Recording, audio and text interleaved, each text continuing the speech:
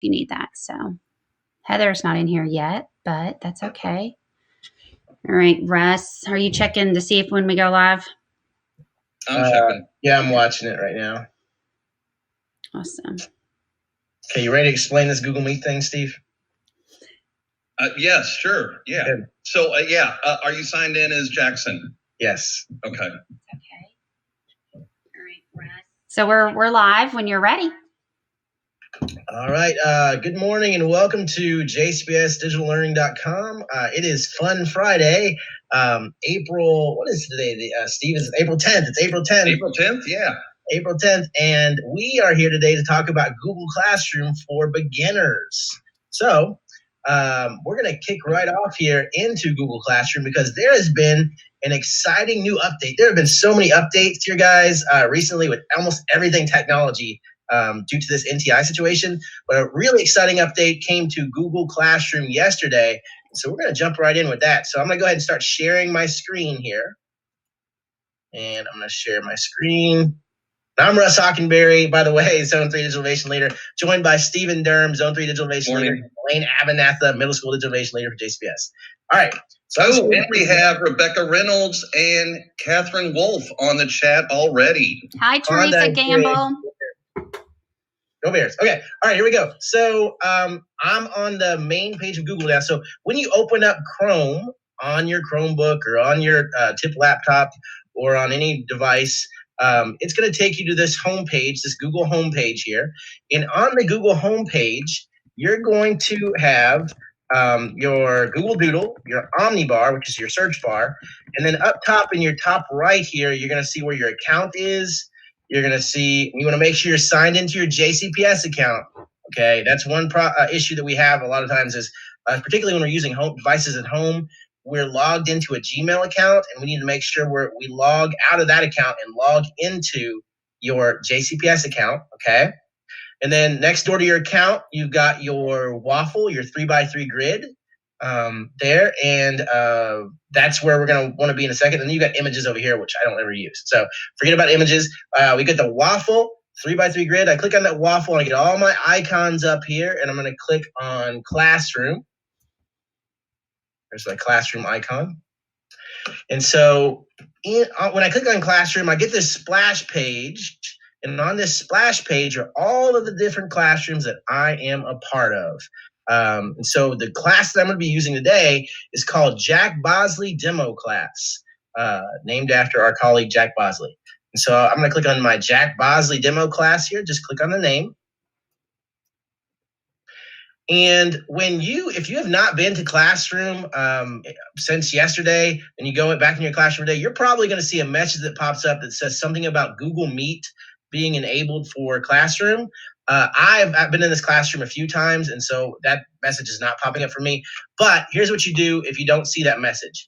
You will go into the cogwheel over here. You see that cogwheel right next to the waffle? That is your settings icon. And if you click on that settings icon, you will notice something new in settings. When you scroll down, you will see Meet. Classroom now supports Meet. And Steve, do you want to talk about what this means? Yes, this means that you can actually, instead of finding ways to make the Meet link and get it to your students, you are creating it and posting it right within Classroom. Exactly. Okay. And so now what you can do is you've got this Classroom supports Meet link that you can make visible to students. All right, so if I toggle this visible to students on, now it's on, and I hit save. Okay, look what popped up in my little header area. Header area, exactly. Good word for that, Steve. A Meet link. So I've got this Meet link, and I can click on this Meet link. And I can hit join now. All right. It won't kick me out of the link, the Hangout I'm already in, right, Elaine? If I join this? Nope, it won't. Let's not. Okay, good. All right, so I'm going to hit join now. And when I hit join now, it's going to say this. It says meeting nickname. So my meeting nickname is dfuzzle unfo. And it says can only be used within Jefferson County Public Schools, which is great because you might be getting questions from parents or anybody that's like, I can't join your Google Meet. Well, it's because you have to be logged in to a JCPS account. So students have to log in with their JCPS accounts to be able to access your Google Meet. And so that's great because I don't know if you've seen the news about people bombing meets or bombing Zooms or whatever. It's because they're not protected within the domain, but ours are. So only JCPS email addresses can get into your Meet. So it's very nice. So there's my nickname that I have for my Meet. But pay attention to that. It can only be used within Jefferson County Public Schools. All right. So Russ, a problem that we've been seeing with the meets is teachers are worried about students getting in before the meet happens and students hanging around after the meet happens.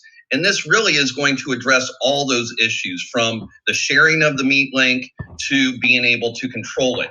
So the settings you want to make sure you're doing are controlling when you make it visible and when you reset it. Right, which we'll go back to in just a second. And so this basically solves all of our issues, hopefully. All right, so we're going to go back left here to my Jack Bosley demo class. And this is the teacher view. Now, for the magic of the internet and TV, just like those TV cooking segments, I'm going to show you the student view. All right, so this is the student view. This is Jackson Bosley, Jack Bosley's son, and he is a student in the Jack Bosley demo class. And so when he clicks on his Jack Bosley demo class, he sees a Meet link. There's his Meet link, all right? Because I made it visible to students, right, Steve? Yes. All right, so I'm going to click on that. And so I can join this. Remember, I'm Jackson Bosley now, student. And I'm going to hit, I would hit allow there, and I would say, dismiss there, that kind of thing. I'm not going to join specifically because I don't want to, I feel like I'm going to it's going to be like Inception and the world's going to blow up or something. But yeah, so there you see though in the background that look, Russ Hockenberry is in this call. So there is his teacher, Russ Hockenberry. And this is Jackson about to join my Meet that I just posted in Google Classroom. So really, really cool that feature that just got added to Google Classroom that solves a bunch of. And text suggestion, make sure you might want to explain to your students or have someone explain to the students, allow that camera, allow the microphone, because sometimes we might have taught them not to allow things. This is definitely a case you want to allow it because once you block it, that might cause issues getting back on. Exactly. All right. So like I said, this is the student view. I'm going to go back here to my teacher view, and I'm going to go back to the settings, which is that cogwheel. There's that cogwheel there. And then I'm going to scroll down to where it says Meet. And if I turn this off, so now it's not visible to students, and I hit save, it will no longer be visible to students. Now, some people are suggesting that along with turning it off, being visible to students, you also click on the down arrow and you can reset this Meet link. And so what that does, it just provides extra protection. Now, in theory, they're not supposed to be able to get back into your Meet anyway. If you are the last one, that's something we forgot to say, Steve.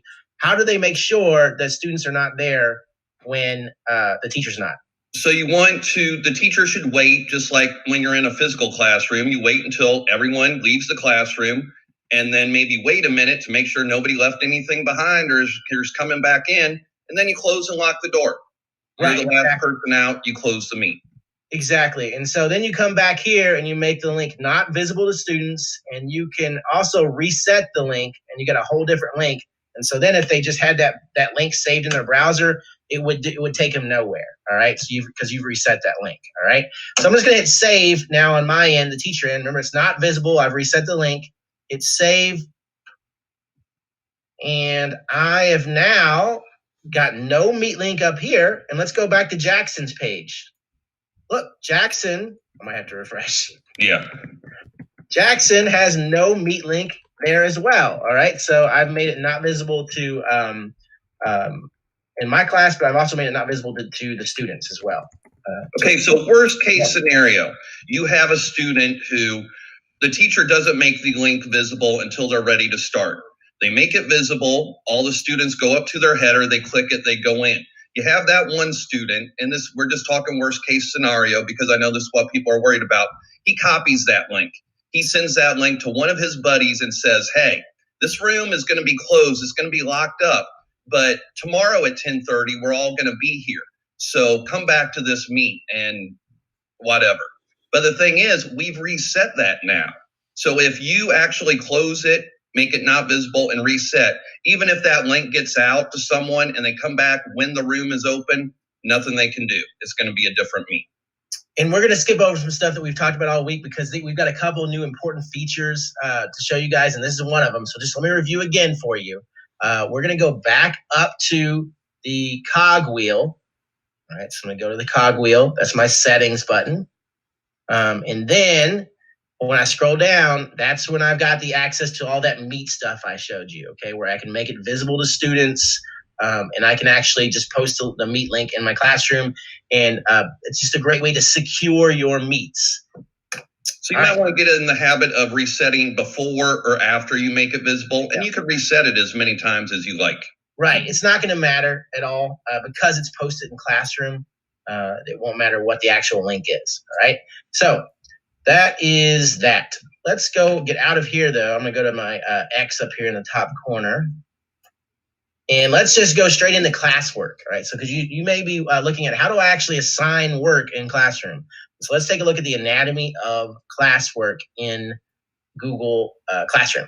So when you go to create any kind of classwork, and you can tell where you are, the 4 parts of Google Classroom, the stream, classwork, people, and grades, you can tell where you are by that dark blue line underneath of the word. So right now I'm in classwork. And so I'm going to hit create. And Google is very intuitive. Every time you want to create something or add something, you're probably going to see a plus. So there's my plus there. And so I'm just going to create an assignment. And I have options here, some of which will be talked about at 10 o'clock in our intermediate class with Jack Bosley and Sade Graves. I'm going to hit assignment. And then I have an elementary background, as do you, Steve, and I love Brain Pop Junior. So I'm just going to make an assignment based off of Brain Pop Junior. And so here's my Brain Pop Junior biography assignment. There's my title. And I'm going to go 1, watch the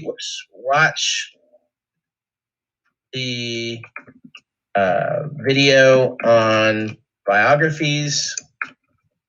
2, answer the prompt in the attached Google Doc.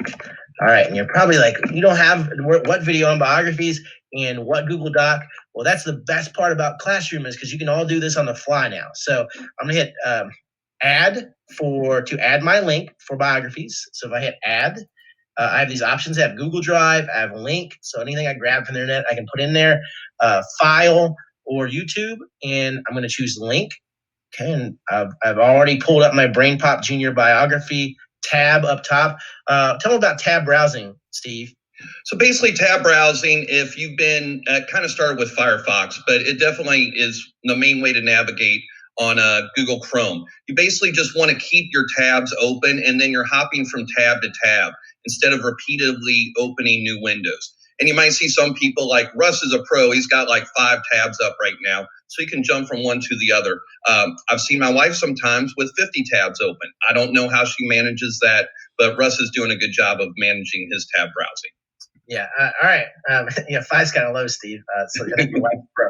Okay, so I'm going to go up here. I'm going to double click in my Omnibar. This is what this is called. This is the Omnibar, and I'm going to copy the link. So Command C or Control C if you're on a Chromebook or a Windows machine. And I'm going to come back over here to the right to this tab and hit link. Click link there. And I'm going to do what here, Steve? We're going to paste that link on there. Yeah, so Command V or Control V to add the link. So there's part 1, the Brain Pop Junior biography video that takes them to the link to watch the video. And then part 2 says answer the prompt in the attached Google Doc. So I'm going to hit create because right next door, I can create a Google Doc. So I'm going to hit create docs. I'm going to create that doc. Notice I have options here, but I'm going to create a Google Doc. It's going to create this Google Doc. All right. And when I click on that Google Doc, I can go in there and I can add my prompt. Notice this came up really small. I'm just going to go to the view and I'm going to make it zoom in a little bit, 150%. And I'm going to change the font size to like 24 or 30 so you can see. And so here's where I would type my prompt. Who would you like to write a biography about? Write down any questions you might have for that person. Okay, so this is what they would do after they watch the Brain Pop video. All right, and I can go up here and I can just give it a title as well. It's always best practice. It's going to name it automatically based on what you type there, but it's always best practice to come up here and click on the title and just to just give it a title anyway. So BP biography is what I would call this. And that'll help you find it in your Google Drive if you're looking for it. Exactly. You probably wouldn't be able to find who would you like to write if that was the title of it. All right, so I'm gonna go back here left. And so now I've written my prompt and I'm going to. And this is the key right here. This is where people have issues, or if something's not working right, it's probably because something happened here. Exactly. And so right next door to my Google Doc, it says students can view file. So I have options and settings on this. So if I leave it students can view file, what happens, Steve? All they can do is see it, and they're probably going to want to edit it, and they're going to send you an email saying request permission. Yeah, and some kids just hit that request button over and over and over and over again. So they'll send you like 9 emails in like 30 seconds. So we generally don't want to leave that students can view file. So if we choose students can edit file, that means that they're all working in one document. So you'll have 30 kids working in one document trying to tell you who they want to write a biography about. And so that's chaos. That's the chaos factor. But some people like that. Some people, particularly if you're using Google Slides, sometimes you might give every kid a slide. And so like Jimmy's got slide 2, Janie's got slide 3, Johnny's got slide 4, and Jamal has slide 8 or something like that. That students can edit file. And usually you see that in Google Slides, or if you're doing group work, students can edit file if you want 3 or 4 kids working in one doc. All right, but the last option is the most popular option. It's make a copy for each student. Make a copy for each student. So I'm gonna go here. And what this is gonna do is make a copy for every student in my class. So I will have 5 copies that go out in this class. If you've got 25 students, 25 copies will go out. And so I'm gonna make a copy for each student. Come over here and I've got more options. It says, who do I want this to go out to? Right now I'm in the Jack Bosley demo class, but what if I taught 3 different sections of kids? And instead of having 25 kids, I got 75 kids. And so if I do that, I can click on multiple classrooms, and this assignment will go out into multiple classrooms. So it will go out to 3 different classrooms, or 4 different classrooms, or 10 different classrooms for that matter. So most people just normally send it to their rostered homeroom class. But we know we've had a lot of teachers joining us. For example, they're an EC teacher. They might have students in different classes, or a vision teacher or special needs teacher, speech. And this way they can find the students in the different classes. Exactly. All right. So that's that. I'm just going to do it in one class though. And then next door is here's where you differentiate. So like, let's say you only want this assignment to go to Sade Graves and Jackson Bosley. You can uncheck all students and check what students you want it to go to. So great for ECE considerations, or if different situations that might arise, group work. They have an IEP or something that says they get a different assignment. Just make sure you uncheck that all students before you check the different students. Right. Most of the time though, you're probably going to leave it all students. And so I'm just going to check that all students back. It'll send it out to every kid in class. You can make it for however many points you want it to be. So if you want it for 5 or 10 or 100, or you can make it ungraded, which is nice. Due date here. I'm going to change the due date. Let's say I want to do on next Wednesday. I can do that. And I can also make it due at 11:59. So those second graders, when they're up at midnight, they can write their paper before they go to bed, right? Thanks, second graders. Right. And so I'm going to go here to top. And the next thing is topic. if you teach a class, you're probably going to want to do this to organize your Google Classroom. So here I might put in this under the ELA topic. So now everything I assign under English language arts is going to go under this ELA topic. So then you could create a social studies topic or a science topic or a math topic and so on and so on. And then I can attach a rubric if I have a rubric. And down here is something that's pretty new too. If you're like, say you assign like a term paper on George Washington, you could check this box, and when kids turn their paper in to you, it would check it against like Wikipedia and a bunch of known sources to see if they plagiarized text. So really useful for when you've got kids writing papers. I'm going to leave that unchecked though. So I'm going to hit assign, and I can schedule this too, just real quick. I can schedule this. So let's say I'm sitting home Sunday night and I want to schedule all my stuff for the whole week. I can also just schedule this, and I can say I want this to go out on Monday or Tuesday or Wednesday at whatever time. And so don't have to do this in real time. So just keep that in mind that you can schedule with the down arrow. I'm going to hit assign though. When I hit assign, it's going to assign this to the 5 students in my class. If I scroll down, I can see my ELA topic, and I have the option to move this to the top with the snowman, and I can move it up to the top. Right now it's at the very bottom. I can move it up with the snowman. That's just the 3 vertical dots.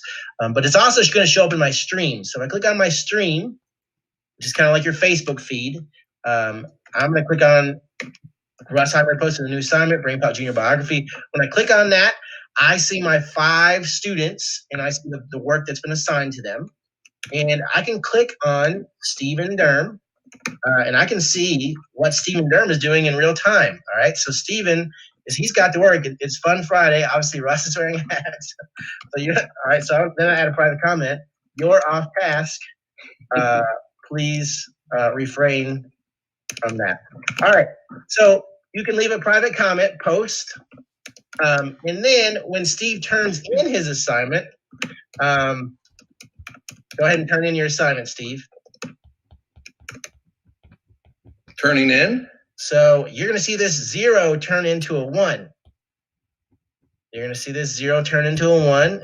There it is. And it shows that Steve has turned in the assignment. Awesome. And so you then have the option to come over to grades, over here on grades. And I can view his submission, or if I've already seen his submission, I can return his submission. And when I hit return, it says, all right, leave a private comment, excellent, return.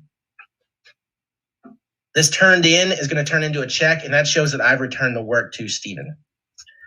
All right, and so now, and if I had a number grade there, that's where that would go as well. But remember that it was an ungraded assignment. Real quick, just in 1 minute, Steve, talk about people. Talk about people. Yes. What you would use in the people area is adding a co-teacher. So, for example, if you had an EC teacher that you collaborate with, you can have them as co-teacher. Just click on that plus sign to add people, and then you would enter their JCPS email address, and they would accept the invite, and they could be a co-teacher in your class. So they could assign to your class, and they'll get notifications for your class as well. If you want to remove a co-teacher, just click on the snowman, the 3 dots next to it, and you can remove a co-teacher. One quick thing I want to say about in people, there is an option in there that says email students. The email does not work within Google Classroom for JCPS just because of the way we do our email here. And we wanted to save the last few minutes for Elaine to join us and talk about Jamboard. Yeah, so Elaine's going to talk about Jamboard. So I'm going to stop sharing, and we're going to go to Elaine. Jamboard is awesome. Hey guys, thanks. So a lot of questions about how do I need a whiteboard? What do I use? Well, Jamboard is an actual Google tool, and it's already integrated for you and your students. And I'm going to show you really quick on how you can incorporate that in your Google Classroom, as well as your assignments in there. So I'm going to jump on over to a new window. And within this window, I'm wanting to show you that you just need to go to jamboard.google.com, and that can also be found within your waffle, closer to the bottom where some of the more interesting tools are. So Jamboard's right there. Once you're there, you're probably going to not have as many Jamboards as I have because this is one of my favorite tools. But to create a new Jamboard, you're just going to click the plus in the lower right-hand corner. Elaine, we can't see your screen. Oh, you can't. Okay. Wait, yeah, Now you can. There we go. If you click on me, it's okay. I'm not bad. You're good. So once I click that plus sign in the lower right-hand corner, you're going to have a new Jamboard, and it's going to look like this. So really what it is just a whiteboard, and you have tools over in the left-hand side, and you have a pen right here. And if you click on that pen, you have multiple highlighting features, and here's a couple of colors and paintbrush and all sorts of stuff. So if your students use this, they're able to really create some awesome artwork, or even in a minute, I'm going to show you how they can utilize more of a worksheet piece. But you have an eraser next. This little select tool is pretty neat because if I accidentally make a mistake or I have written too big, I can go around, and I don't know why I'm doing this. If you have an iPad, you're able to use it just a little bit differently, but I can go around an actual piece of what I've written, and I can move that. So it's going to catch up here in a second. And once I move that, then I can make it smaller by pinching on an iPad or whatnot, but of course you can still use a computer. So if I'm actually doing this live in a Google Meet and I need to showcase this for or take notes for my students, one of the really neat, and I want to make sure that you know this too, is I can add an image.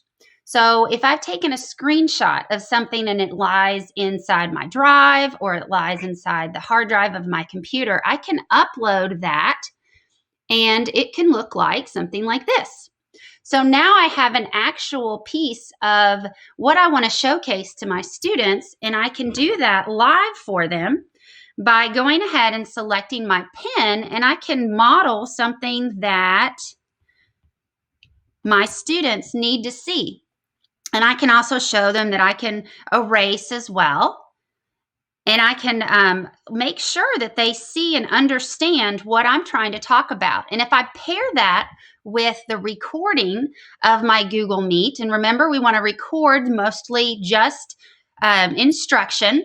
But once I record this for my students, I can have that where it lies within inside my drive, and I can upload that to Google Classroom in an assignment. So one of the neat features about uploading this to Google Classroom is I can add that link to that instruction that is recorded for my students. And I also love that if I wanted my students to have a copy of this, I can now have them even see where they can. So I'm going to add Google Drive. And of course, this is in my recent. So here's an untitled jam, which is, I should have showed you that you can title it right up in the top left-hand corner by just typing in and double clicking on that untitled. But I can add that Jamboard for my students. And just as Russ and Steven said earlier, which I can just show them where they can only view this file so they can see that example that's in that video that I'm also going to attach. Or what the really neat thing is I can also make a copy for each one of my students. So as they open that assignment, if they have the capability, which some of our DeVille schools have, our Verizon DeVille schools, is that they can even use that as an interactive worksheet. Or they can, if they're a student, they can even just use it on a computer by using their mouse pad. So this is a very awesome tool for our students to be able to see, and also mainly our teachers have a whiteboard access. So if they use that in conjunction and pair it with that recording of Google Meets, they can upload that and use it as a whiteboard. So very powerful tool. Lots of really awesome ways to use it. One of my favorites. So yeah, that's great. Thank you for sharing that. We showed you Google Jamboard, which is in the waffle. We also talked about the Meet feature being turned on in Classroom. Real quick, a question in the classroom was, if I use Meet in Classroom, can I change the nickname? The answer is no. It generates a nickname for you, okay? But it puts it into Classroom, So it takes out that worry of, hey, there's already a Smith 123 out there in JCPS and it's messing everybody up. Okay. So no, you cannot change the nickname if you use that meet feature in Classroom. All right. Thank you very much. Real quick, I just want to remind everybody that if you want to learn more about this, go to jcps.me/NTI and go to the teacher toolkit. And there are videos about how to use Google Classroom. Also, Russ and I are going to be creating a new video and getting it posted hopefully next week that goes over this whole thing so you can use the power of pause and go back through it. And if you'd like to learn more about Google Classroom, at 10 o'clock today, Jack Bosley and Sade Graves will be presenting intermediate Google Classroom. Thank you, everybody. Awesome. Thank you, Russ and Stephen. We're so glad to have you. And up next for choice board development and strategies, we have Ryan New and Suzanne Kramer. Welcome. So glad you guys are here with us today. Happy Friday. Yes, happy Friday. So they're going to talk about choice board development and strategies. And this is another way for us to work on our questioning and deeper thinking, right, Suzanne? Yes.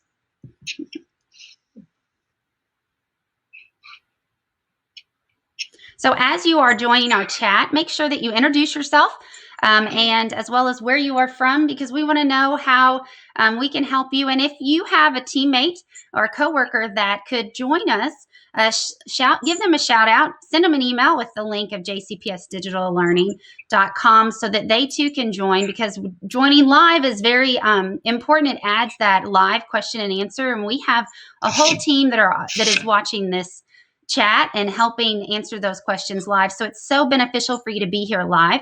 But if you're concerned that, oh no, I don't remember what they said, or I want to go back, it's all recorded. You have that power of pause, and you can rewind and rewatch, even if you are in the live watch, as well as later on, once we end this session for our lunch at 12 o'clock, you can rewatch it and it'll be there until it's ready to be cut up, and then those pieces will be there too. So Ryan, let's dig into this awesome work. I'm excited to learn from you. Yeah, thanks very much for having us. So Suzanne and I are going to look at how can I use questions to build interdisciplinary choice boards. So I know that there's a lot of choice boards that are out there, and I know that teachers are already starting to work on these. These are sort of like a 2.0 version that might be very helpful for academies or for sort of, interdisciplinary PLCs, or even for teachers to be thinking about this. So what we have at the very front end of this is just a series of tools that you guys have probably already seen and been using quite a bit, but we just linked them into our presentation just in case you guys needed to get those. So these are, of course, the toolkits. These are what the choice boards that looked at. It looks like our team will be creating 2 more sets of these.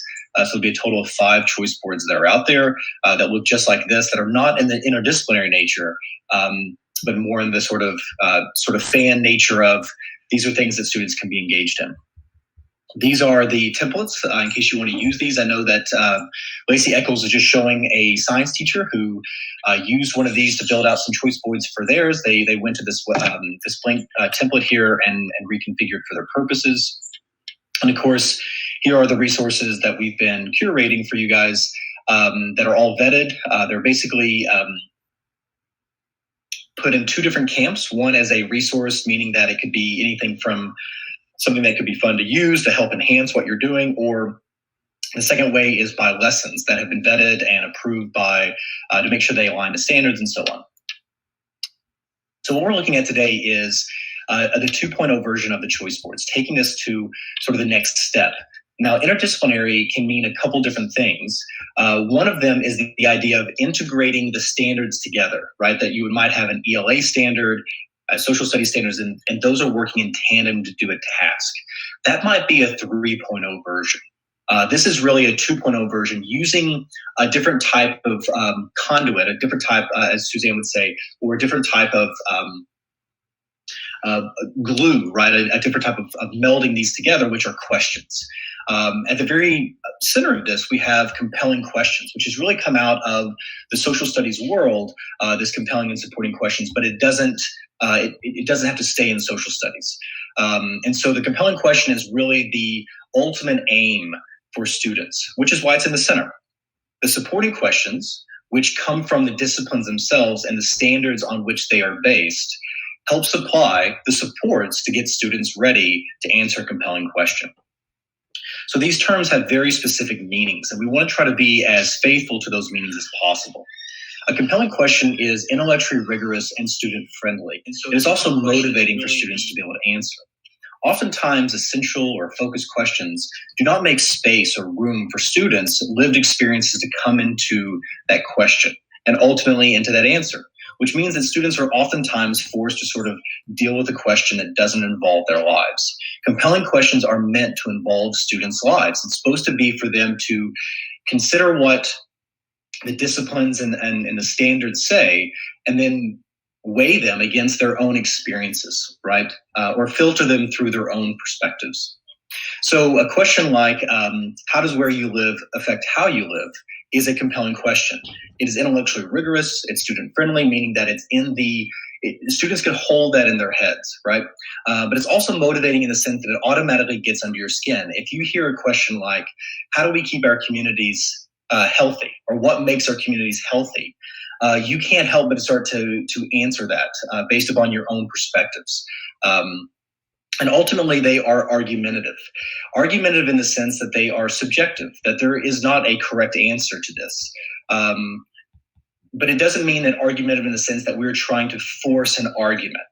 Argumentation for us is literally answering a compelling question using evidence, right? And so it's more about the learner. It's more about the individual trying to formulate what they are thinking, not an argument in the sense that you might have with, your mom or dad or brothers and sisters growing up. We're not trying to force that type of emotional response of students. We're trying to say, no, this is how I think about a thing, and I must bear the burden of proof to be able to say that which I believe. And only a student can do this. It's why we think that argumentation is so great, because it's really the first time that we were really allowing individuals to be formed in our classrooms, right? And that these are going to be used to frame the choice boards. Supporting questions are where the disciplines come to bear, and that the content comes to bear, because these are grounded in the standards and are really grounded in the knowns. If compelling questions are more subjective in nature, supporting questions are much more objective in nature. It is the things that that there's agreement in the field. So for example, in history, we might know, for example, the effect or why they brought about Medicare and Medicaid. But we don't necessarily know if that made our society better. So a supporting question might be, why did the United States adopt Medicare, as an example, as it's trying to get to a larger compelling question, which was, did the Great Society make the United States great? Right. So you're looking at weighing what happens once that's been created. There's no, you can't take those off the rails. I mean, we have senators and representatives and the president and what the media is saying at the time of why Medicare is being created. And these supporting questions then help frame our individual lessons. So these two work in tandem. They can be scaffolded. They can be used in an interdisciplinary way, in a way that essential or focused questions cannot be. And so what you have here is pick your metaphor, right?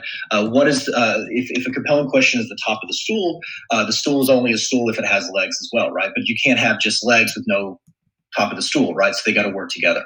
In the same way that if a compelling question is the roof, what good is a roof without the supporting questions, walls in this case, right? So these are working together to build a larger structure. So for us then, this is what, pulling these together is what this might look like. Here you have in the very center of this, how can disease change the world? Students are able to their feelings about this, what they're thinking about in the sum and performance which we've put in here as a collaboration with the Fraser History Museum, which is hoping that students will submit their responses about COVID-19 and the disruption in their lives and how it's affected them through the lens of all the different disciplines that we bring to their daily educational experiences. So you have a compelling question in the center. You have a summative performance task. That summative performance task is the ultimate goal of this entire choice board, that everything will be funneling into this question and this summative task. Around them, you see a series of supporting questions. Really, there's only two different types that we have here. We have some hashtags and some without. The ones with hashtags are the ones that you might employ where teachers are saying, you know what, we really have to have these questions being answered. Or we really need a grade for these kind of questions, whatever the case might be. Suzanne and I thought that it would be great to tag these specifically to signal to students that these need to be completed. The tasks for each of the supporting questions help build up to the summative performance task, right? So the tasks are aligned, the questions are aligned. Formative performance task for each of the supporting questions aligns to the summative performance task for the compelling question. Each of the supporting questions help build to the compelling question, right? So that there's a scaffolding sort of process involved here, but that it becomes interdisciplinary in the sense that the questions are the umbrella. Specifically, the compelling question is the umbrella for all the disciplines. So if you're developing one of these, you want to make sure that the compelling question is broad enough so that you don't paint yourself into a corner where students can't really, you're sort of jamming in questions to try to get kids to do that. It's very difficult. One of the ones I mentioned earlier is a fantastic one, I think, which is, what makes a community healthy? That has a different, if you look at that from a scientific point of view versus an art point of view versus a music point of view versus an ELA point of view versus a social studies, you sort of get what we're seeing here is that each of these different disciplines have a way of sort of shaping a student's response to that answer. So if we were to build one of these, how would you go about making sure that your compelling questions are good? The first thing that you'll want to do is create a compelling question. That's where it really starts. That meets the criteria that I mentioned earlier of what a great compelling question should be, which is that it's argumentative, that it's intellectually rigorous, that it is motivating, and that it's kid-friendly, right? Then you're going to stress test this compelling question with the different content areas. Essentially what I just did. What makes a community healthy? Well, how do I answer this from the different areas? By doing so, that actually helps you sort of reveal the other types of questions that those disciplines might reveal in making those great supporting questions. But before you create the supporting questions, what you'll want to do is come up with your summative performance task. Now, the district has said that maybe one assignment per week is what we're looking for. So what this means is that all of the formative performance tasks would help funnel things in, right, to help you create the summative performance task, which means then that you should see traces. You should be able to see the DNA of those formative performance tasks and the supporting questions that students are answering. I used to be a collegiate coach, and there's two ways of making sure that kids run for cross country in the summertime. One is by having them track every single day, which is monotonous and overbearing and patronizing to my runners. The other is to do a 2-mile time trial on the first day back, because I'm able to see then the person who ran 0 and the person who ran a lot, right, and did what the workout plan was supposed to be. That's essentially what the summative performance task is trying to do. It's the 2-mile time trial. You could have any type of summative performance task. The one that I gave earlier, the Fraser History Museum, also backpack artifacts, right, and more traditional types of assessments. Once you're able to get where you want students to go, both in the compelling and in the summative performance task, then you can start to look at, well, what are the supporting questions I need to help students build towards that compelling question and be able to answer that summative performance task. Which is why then, after you have your discipline-specific supporting questions, you then create formative performance tasks that are aligned to those questions. But these formative performance tasks must be aligned both to the supporting question and also help students complete the summative performance task. Step 5 here is the most difficult side of this because you're really trying to create a solid webbing that's going to help students hit that summary performance task. What this might look like over time. Suzanne and I put together this schedule here just as an example of what you might be able to show to students and how you might conceptualize how students are approaching this, so that it's not just sort of willy-nilly, but they could have maybe a suggestion from you of how they might approach it. You'll notice that our hashtags are all present, all 5 of them, including the compelling question, you can see runs through the entire week. Also, you'll notice that on Friday, there is not much there. It's because, supposedly, if you're doing it in this way and have designed a summative performance task, then on Friday, they are really working on that compelling question. Here's another example that's a little bit more specific, right, to individual days of what might happen. But at the same time, you know what? Maybe art is something that they're trying to do, and if they have if they're privileged enough to have those supplies, maybe their paint has to dry over time, and maybe it's a 2-day project or something. So this is then going to carry us into Suzanne part here about sort of pulling this all together in a disciplinary way.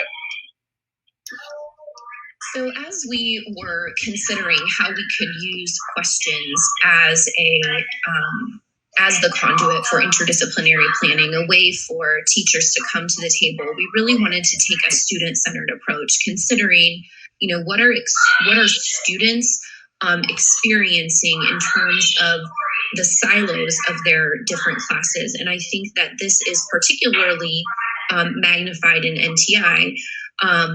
So the student is receiving a series of disconnected activities or assignments where there may be no relationship between what teachers are asking them to do. And there may even be redundancy where they're doing similar sorts of things, maybe even in ELA or in social studies. And I think particularly at the secondary, this is most acute at the secondary level, where we may not have teaming, or we may not have interdisciplinary PLCs. And so we aren't aware of what students are experiencing from their other classes. And so this is a way for us to come to the table in NTI and provide a more coherent and student-friendly and student-centered experience. And we hope that this is something that we can carry on into the next academic year. So we've, built a sort of a diagram that pulls together these ideas, and you'll see the compelling question at the top, the supporting questions from each discipline. Then, of course, PLCs, both content and interdisciplinary should consider what those success criteria are, especially as we think about, what is met and what is not met in terms of our grading. And then just as part of our regular PLC process, how will we know when students know it? That is that success criteria, and we have feedback all along the way. And then, of course, those choice board tasks are answering ultimately the supporting question and then the compelling question.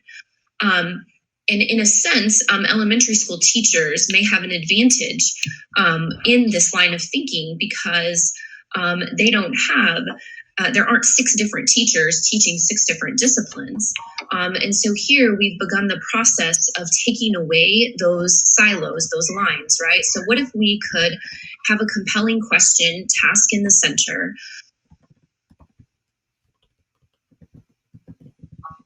then we could make the interdisciplinary. So rather than starting with standards, which is really tricky, sometimes standards don't speak to each other, or practices, which we're all, learning what our practices look like in NTI.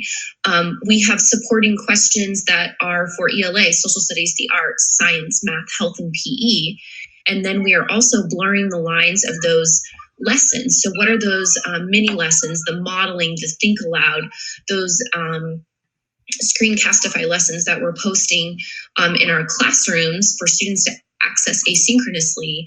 What will students need to know and understand to be able to get to those choice board tests? And again, of course, we've thought about what those success criteria are, and we're giving students feedback all along the way in that Monday through Friday schedule that Ryan showed you. And so our hope is that this sort of core thinking that we're showing here in these diagrams can be built out over the course of the next academic year, where we can add standards to the top, we can integrate our practices, we can add those industry and community partnerships along the side, and that this can become sort of the core model for how we can do interdisciplinary planning and design in a way that makes the experience more coherent and engaging for students.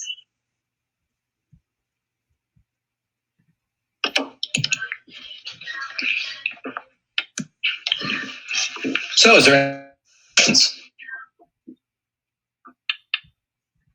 Ryan, I don't know if we have anyone from the digital team in here to relay the questions to us. We sure do. Yes, we have. You do. You're here. Okay. Yeah, I'm here. Thank you, Elaine. Do we have any questions? Of course. Well, not any current questions. We do have a whole team that's behind the scenes that is making sure that any questions are being answered to the best of our ability. But we also have Susan Price in here, and so she's answering any questions as well. Perfect. But we're welcoming lots of awesome viewers. And if you are joining us just now, make sure that you introduce yourself. And Dr. Reynolds is even in here. So I love it. Lots of people are joining, and I'll make sure you get any questions. Yeah, actually, do you mind if I share something real quick? Oh, of course. This is, I think, this is from Lacey. And evidently there was a person, a teacher, I think it's okay to share here. But this came up in our meeting this morning. And so I'll reshare my screen here in just a second. So this was not necessarily an interdisciplinary choice board, but you can also use compelling and supporting questions within your own discipline. And so this was an example of a chemistry teacher at Central High School. Thank you. And as you can sort of see here, this is a copy of their choice boards where they've gone through and actually built out for their students using that example that Suzanne and I created as a model. But again, this is germane specific to chemistry. And so supporting and compelling questions can be across the board, both in an interdisciplinary way, but that's exactly how in social studies we've created our entire system, right? Units are done by compelling questions, and then lessons are done by supporting questions.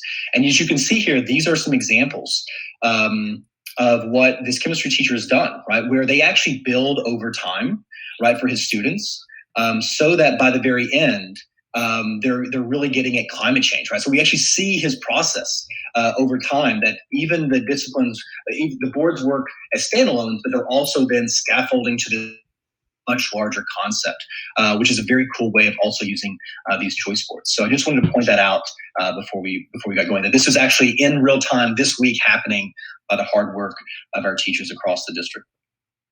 And one other thing, this morning in our CDLI team meeting, I had sort of thinking about how we take the existing choice boards and take that concept and then help people move to this execution, as this great teacher at Central is beginning to do. And I think the Genius Hour, which we saw at least on some of the elementary school choice boards this last time, could be a really interesting way to have one of those or two of those boxes be a student-centered, student-driven question. So our deeper learning team posted diverse for kids to do some self-guided inquiry, and then their inquiry question could become one of those supporting questions in that second layer of that graphic. And we would coach students around ensuring that that supporting question will then guide us to the compelling question and so forth. And so I think that's also another step that teachers could take to bring in student agency for those supporting questions.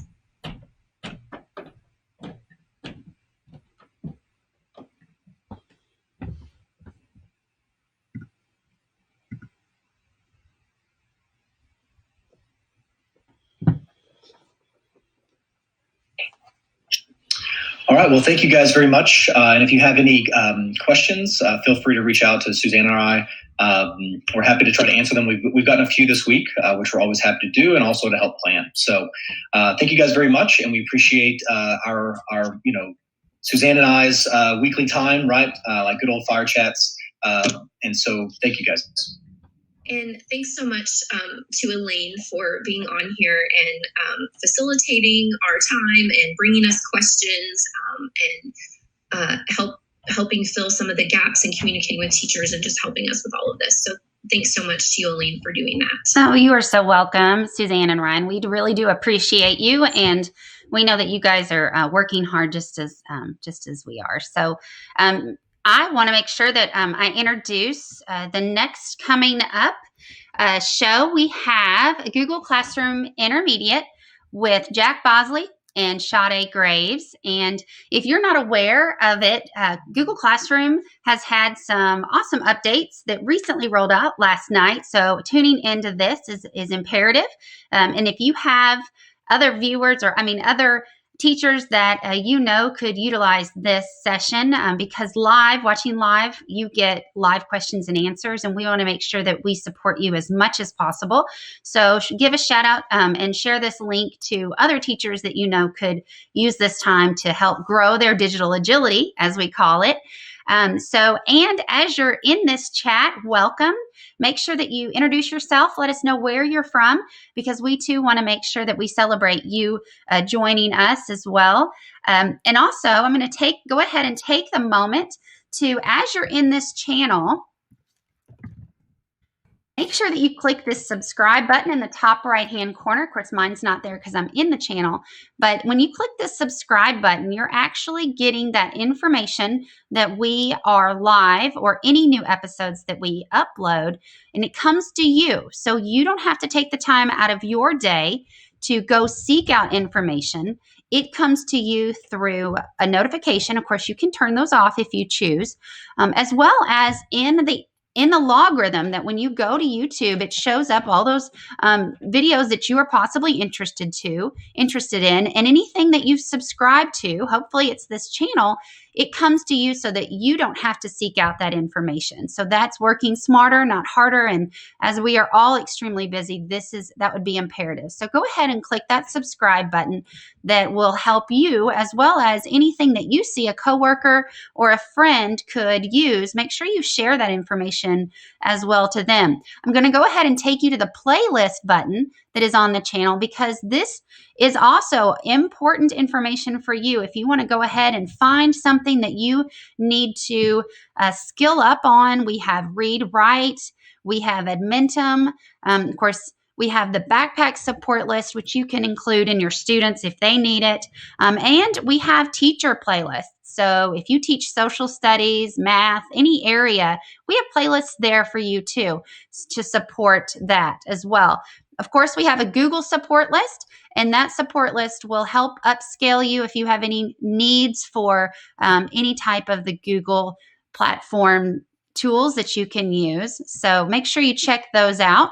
And make sure you select that subscribe button. If you did miss any one of these sessions earlier this week, all of those are available on demand, and you will have to go and make sure that you check out this schedule to make sure that you go back and see which point that you needed to go and check out. So if you missed possibly Ashley Byerly's Study Island on Monday, you can then go ahead and find the Monday in the morning and then try to fast forward to that. And you can pause, rewind, which is an amazing feature that we have in our new technology today. So we have Jack and Sade. I'm so excited to see you, because Google Classroom is one of our 4 core tools, and we want to make sure that you are skilled and feel confident in using that in communicating with your students through this NTI process. So I want to make sure that I give you your ample time and remind anybody in the chat, just ask a question. We have a team behind the scenes that are answering those questions for you. And we can also answer them live as well so that we can make sure we share that information with everybody else that's going to be watching live or in the future. All right. Well, Sade and Jack, welcome. And I'm so glad to learn from you today, along with all of our people that are watching. Thank you, Elaine. Good morning to everybody who is joining us. Jack and I are going to do Google Classroom Intermediate. We have some new tips for today. We're excited to go ahead and share those just like Russ and Stephen did.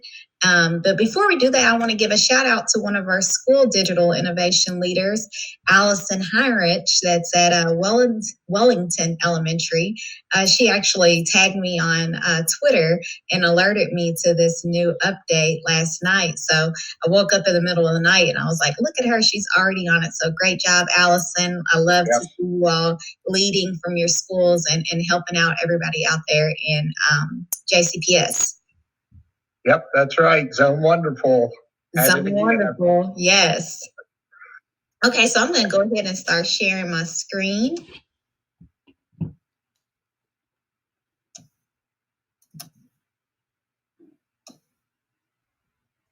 Looking good, Jack? Yep, looks good. Okay, awesome.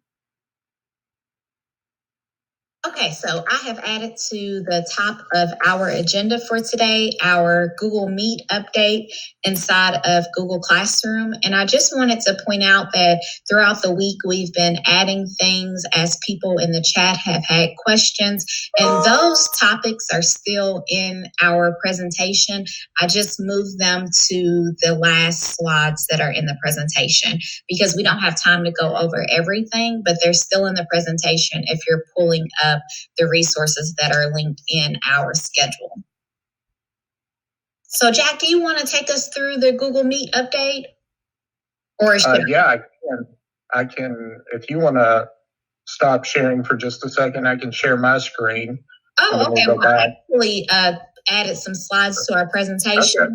So do you want to do it from the presentation? Yeah. Okay, go ahead. Yeah, that's fine. Just keep on going. So yeah, like Shepne was saying, all our main partners like Microsoft and Apple, especially Google, they're making updates all the time. And one of those newest updates to help teachers came along last night where Google Meet and Google Classroom are integrated even more with each other. So Sade put this together very quickly. That's awesome. So if you go into the cogwheel in the top right, and Sade is showing you that right now, it will take you into some of the classroom settings. And if you scroll down, one of the newest features is how Meet is integrated right into Google Classroom, which you can see she's got that red box around there. And it automatically generates a unique link, a unique Google Meet link for each one of your Google Classrooms. So you can see that hyperlink right there. And there's a toggle switch right below that where you can turn it on or off. And when you flip that switch on, the Google Meet is then, that link is right underneath your Google Classroom's name. So all the kids see that link and they can hop right in. So it gives you that, when they click on that link, it gives you that code and they can join. And it's still just like the updates to Google Meet that we went over yesterday. The newest updates with that are that kids cannot join a Google Meet on their own, meaning they can't just use that link unless you, the teacher, have already started that meeting. And it's important to know that that meeting kind of officially starts off when you, as the teacher, are right on this screen right now. It's what we refer to as on deck. So even if you're not officially all the way in, at this screen that you're looking at right now, kids can join the meeting at this point. So just keep that in mind.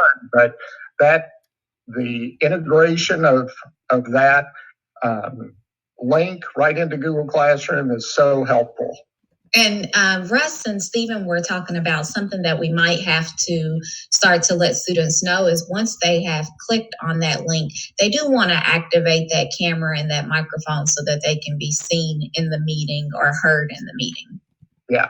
Another thing that I would suggest is, if I was doing this from home with several students, is just come up with kind of a quick expectations chart for kids about what you want them to do while they're in the meet. For instance, I would probably include that you want to tell kids to keep the camera and the microphone off as they join the meeting and only use those two features as needed.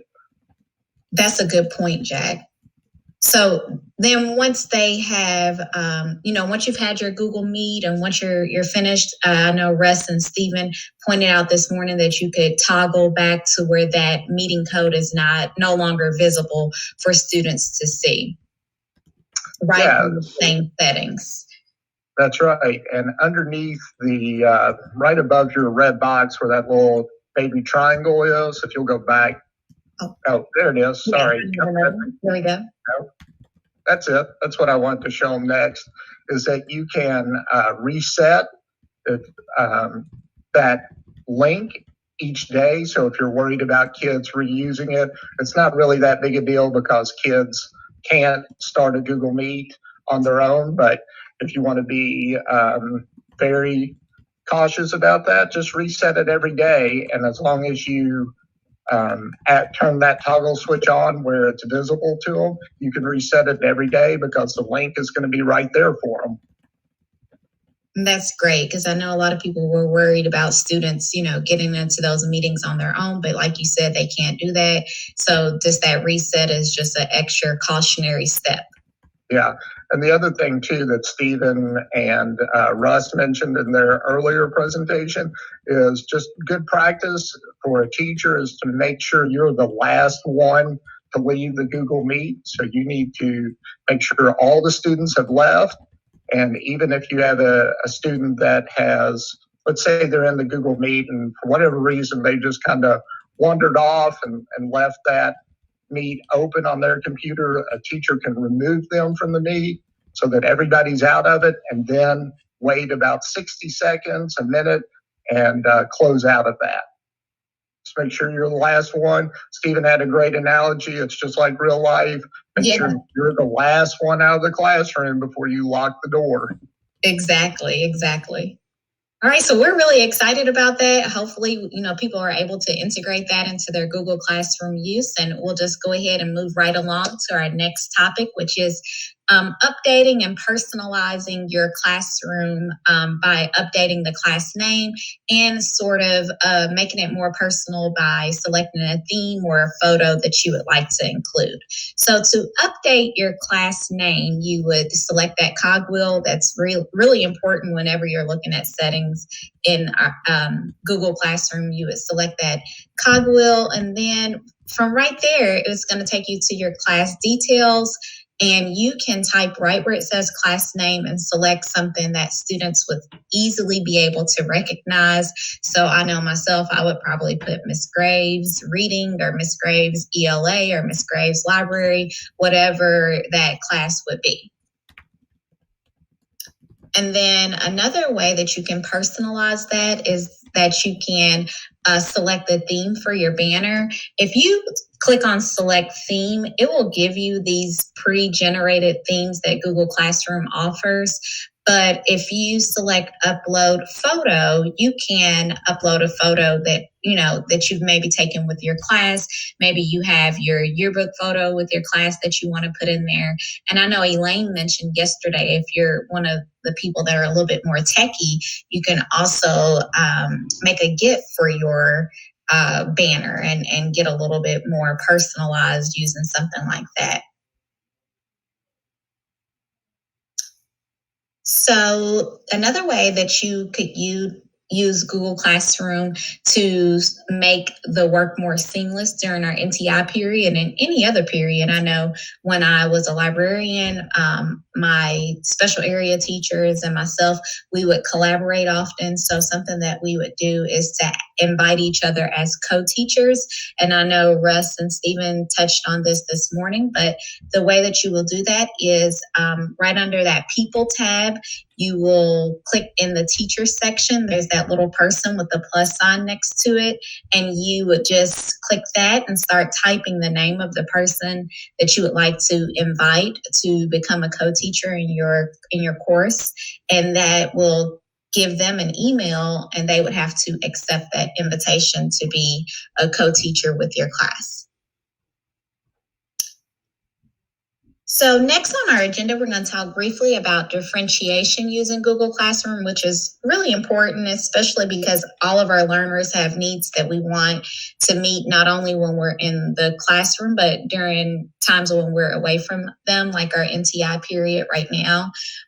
One way that I'm really excited about, I've said this throughout the week, is that my son, he's in 10th grade, and a lot of his teachers have used Google Classroom to offer students choice in the assignments that they are completing. So the way that they do that is right there in that stream as they are introducing a topic or introducing the assignments for the week. They offer students option A, option B, option C, and give those attachments that are needed to complete each option. And students just pick and choose from which ones they would like to complete. So that's a choice for offering student choice while we are away from our students and while we're in the classroom. And then another way to differentiate is as you are creating assignments or questions or giving material to your students, right there in that creation stage, you will see where it says 4, it gives you the course name, but then right next to that, you'll see where it says all students, and it has a little drop down arrow. From right there, you can click that drop down arrow and you could either keep all students selected if that's just a blanket assignment that everyone's getting, or you could pick and choose which assignments are meant for certain students. So I've given the example all week that if you're a reading teacher and you have your reading groups and you know reading group A gets this assignment, reading group B gets this assignment, then you can make sure that those students get what they need. And like I said all week, what I really like is that students will only see the posts that are selected for them. So they won't know that students in reading group A got something different than students in reading group B, and everyone gets what they need and no one knows that someone had something different. Yeah, it's really one of the best features in Google Classroom, the ability to do that. Like you were saying with the reading groups, it helps so many different populations like ECE kids or ELL learners, whatever situation you have in your classroom. Yeah, and even when we're talking about student choice, you know, a lot of times we have students in the classroom that respond to different activities. When I was in the library, I had kids that loved to cook, and then I had kids that loved to do things with music. And so, you know, if you could kind of group those kids together and tailor what you're assigning to them to their interests, then that would also get them more engaged while we're away from them. So when we talk about using Google Classroom, one of the great things that you can do is be very productive with it. And one way, you know, as a former middle school teacher that I really like, you know, if you teach 6 of the same classes all day, right there where it says 4, just like you can pick and choose which students receive an assignment, you can pick and choose which courses that are in your Google Classroom receive an assignment. So say you taught 2 AP courses, 2 ELL courses, or 2 honors courses, and you want your 2 classes that are the same to get the same assignment. Right there under that 4 menu, you can click that drop down arrow and pick and choose which of your classes are going to receive the same assignment. So that will save you time in that you don't have to recreate the same assignment over and over. You can just send it out for your classes all at once. Sade, will you go back to that? One of the questions that came up on the chat was talking about topics. And I know this is not quite the right place, but it's on the screen right now.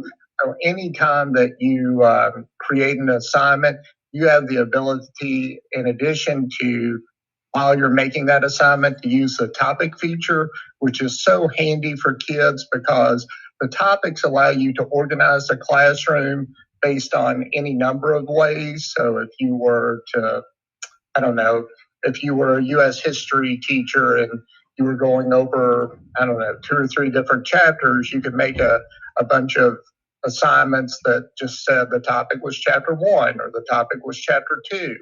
Or you could do it by content, where we were talking about the Constitution or the American Revolution or whatever topic you needed to. It's just a really good practice in Google Classroom to use the topic feature, because on the student side of things, it helps organize everything for them, and it helps organize things for the teacher as well. Jack, that's a really great point. The topic, I know Russ and Stephen talked about that. And whenever you're in these Google Classrooms and you see it organized by topic, it just looks a lot more user-friendly for those students and, like you said, for teachers as well. So another thing that you can do when you are creating assignments or questions or material, you can increase your productivity by either directly assigning what you're doing right there at that moment, or you can schedule it. So the scheduling feature I've said all week is one of my favorite things that you can do in any app, not just Google Classroom. I really love to get ahead of things and make sure that I'm not overwhelming the students or the parents or whoever I'm communicating with. So that scheduling function allows you to select a time and a date that you want the assignment to show in your classroom. So say you have a warm-up that you do with your class every day, or an exit slip that you do with them every day, and you don't want that warm-up to show until right in the morning. You don't want students doing it at night, or you don't want them doing an assignment before you teach the content. So you would use that scheduling function so that it only goes out at a specific time. You can also save something as draft if you're still working on it or looking to curate some more material to put with your assignment, and then you can discard or get rid of an assignment or question if you no longer want to use it. Yeah, it's the scheduling feature, again, one of those super handy features that is in Google Classroom. And it's great, like you said, not to overwhelm the kids or parents, but it's also important to keep in mind that if you are planning on using Google Meet to go over content with your kids, you may not want to post an assignment before you do that, because as soon as you post it, a student could start working on it. They're on all the time. So using that scheduling feature allows you to get into your Google Meet and teach the content and then have that post when it's over with. Great points, Jack.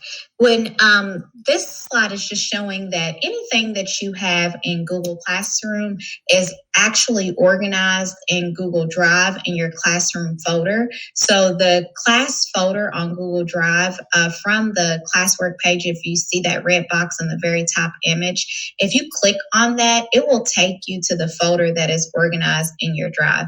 I always say that I like to think of it as those 2-layer transparencies that we used to have, the old ones, where it's something on the top and then you lift it, and then on the bottom the other portion of it would be. So the Google Drive is on the bottom, and then this classroom is over top of it. So whenever you have something in Google, is actually organized right there in Drive for you. And so any of those materials that you have put in there will be in that classroom Drive folder. So let's talk a little bit about posting a question. So the question function is something that you could use to have a discussion with your students, a discussion question, an exit slip, or a short response. It's not exclusively for those things, but those are just some ideas on how you could utilize the question function. To create a question, you want to make sure you're in the classwork tab and then click create. It is the third option down.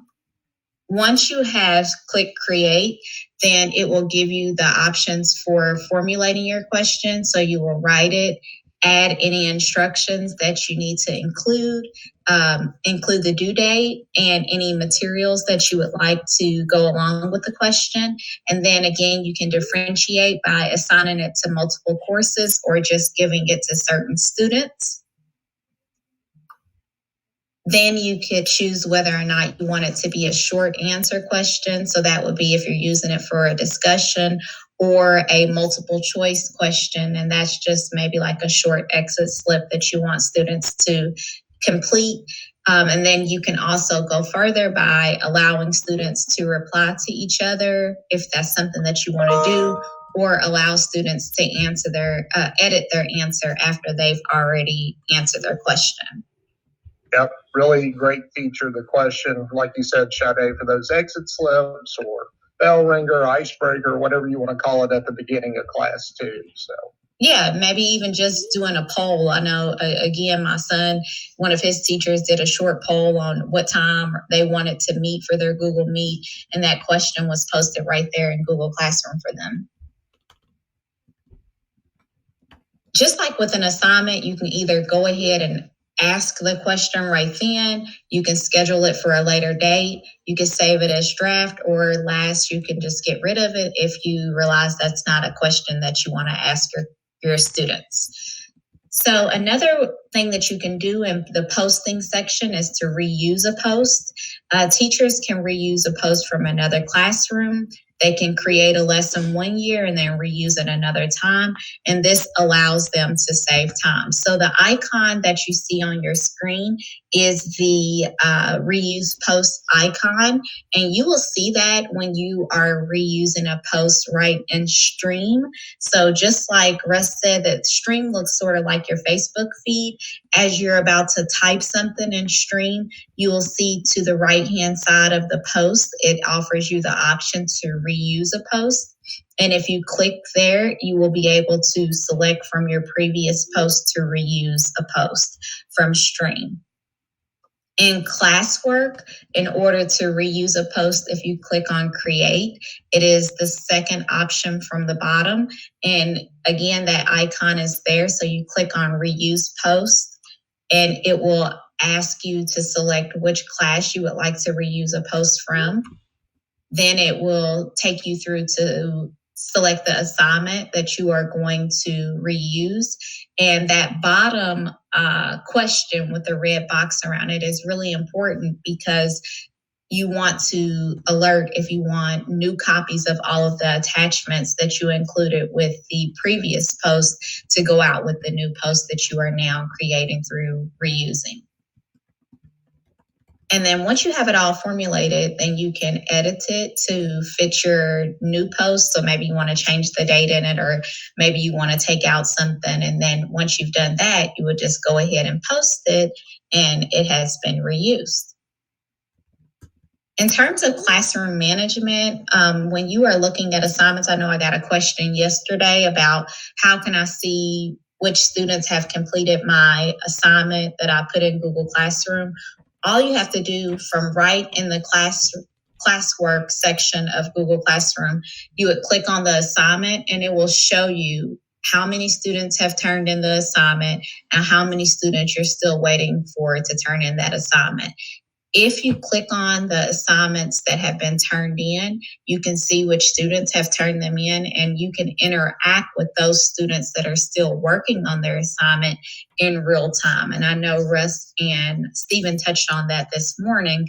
You can offer student comments, you can offer encouragement, you can redirect right from inside of that function. So Jack, do you want to talk about inviting guardians? yeah, sure. Thanks, Sade. The next section we're going to talk about, just like it says on the slides here, is inviting guardians. And you all know that in Google Classroom, there are 3 tabs across the top: the Stream, Classwork, not 3 tabs, 4 tabs: Stream, Classwork, People, and Grades. And in those tabs, if you look, the features I'm going to show you are under that People tab. And that gives you a list of your co-teachers and all the students that are in the classroom. If you scroll down to the list of students, you'll see in there where it says invite guardians. What you do is just literally click where it says that, and you'll have to type in all the parents' email addresses there. It's a little bit of upfront work, but it pays off in the end with your ability to auto communicate with parents, I guess. So just fill in those email addresses and it sends out an email. Then what happens is there's some setup on the parent side. They will receive an email notification from your Google Classroom, and they have to hit accept. And I think they may, for some reason, have to click on accept again.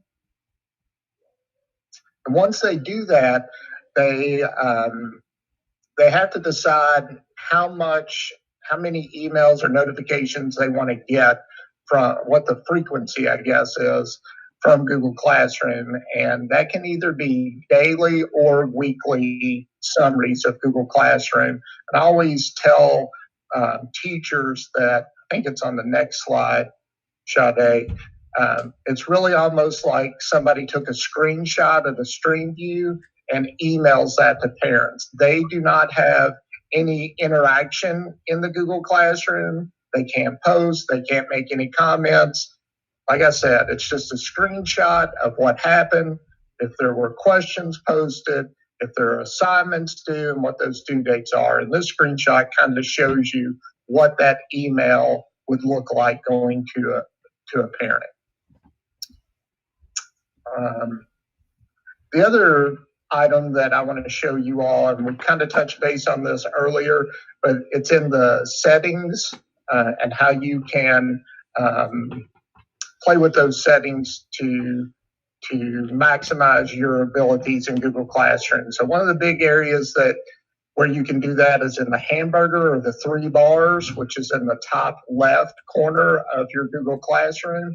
So when you go to those 3 bars and click on that, you'll see all your Google Classrooms listed, and you're going to scroll all the way down to where you see settings, and then you'll double click on that.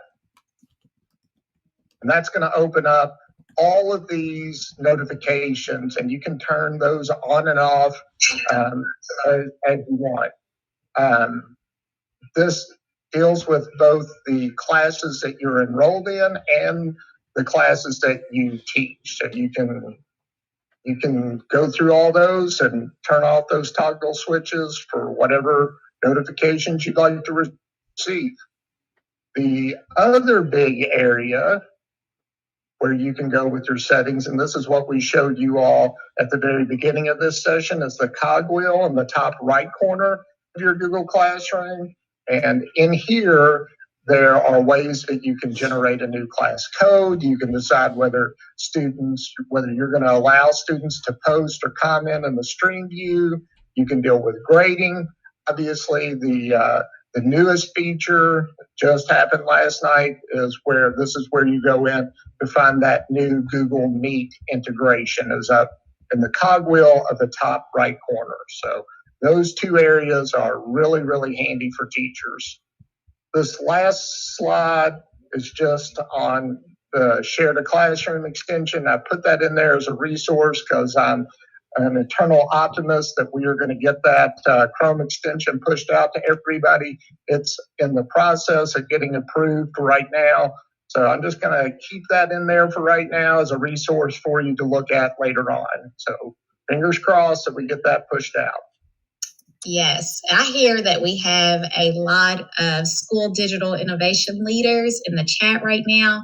I am excited to hear who is there. So can we look at the chat? Elaine, do you have that open, or does anybody have that open so we can see who is there with us?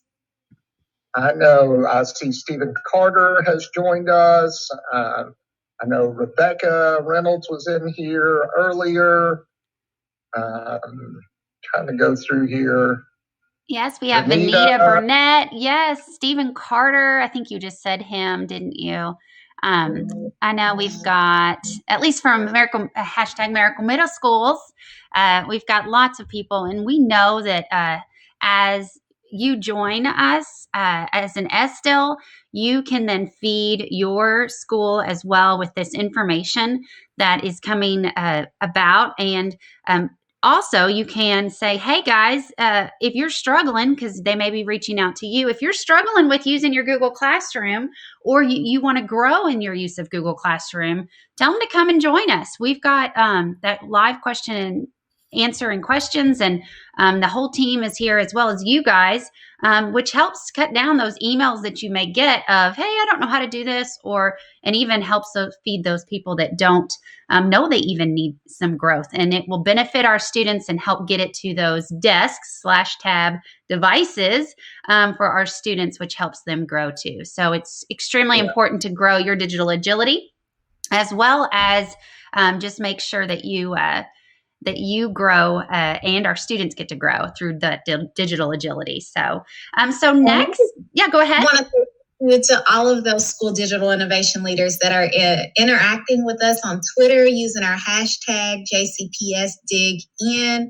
A lot of them alerting us to updates and showing us what they're doing with their NTI instruction or what's going on with their school. It is so exciting to be able to see what everybody's doing right now.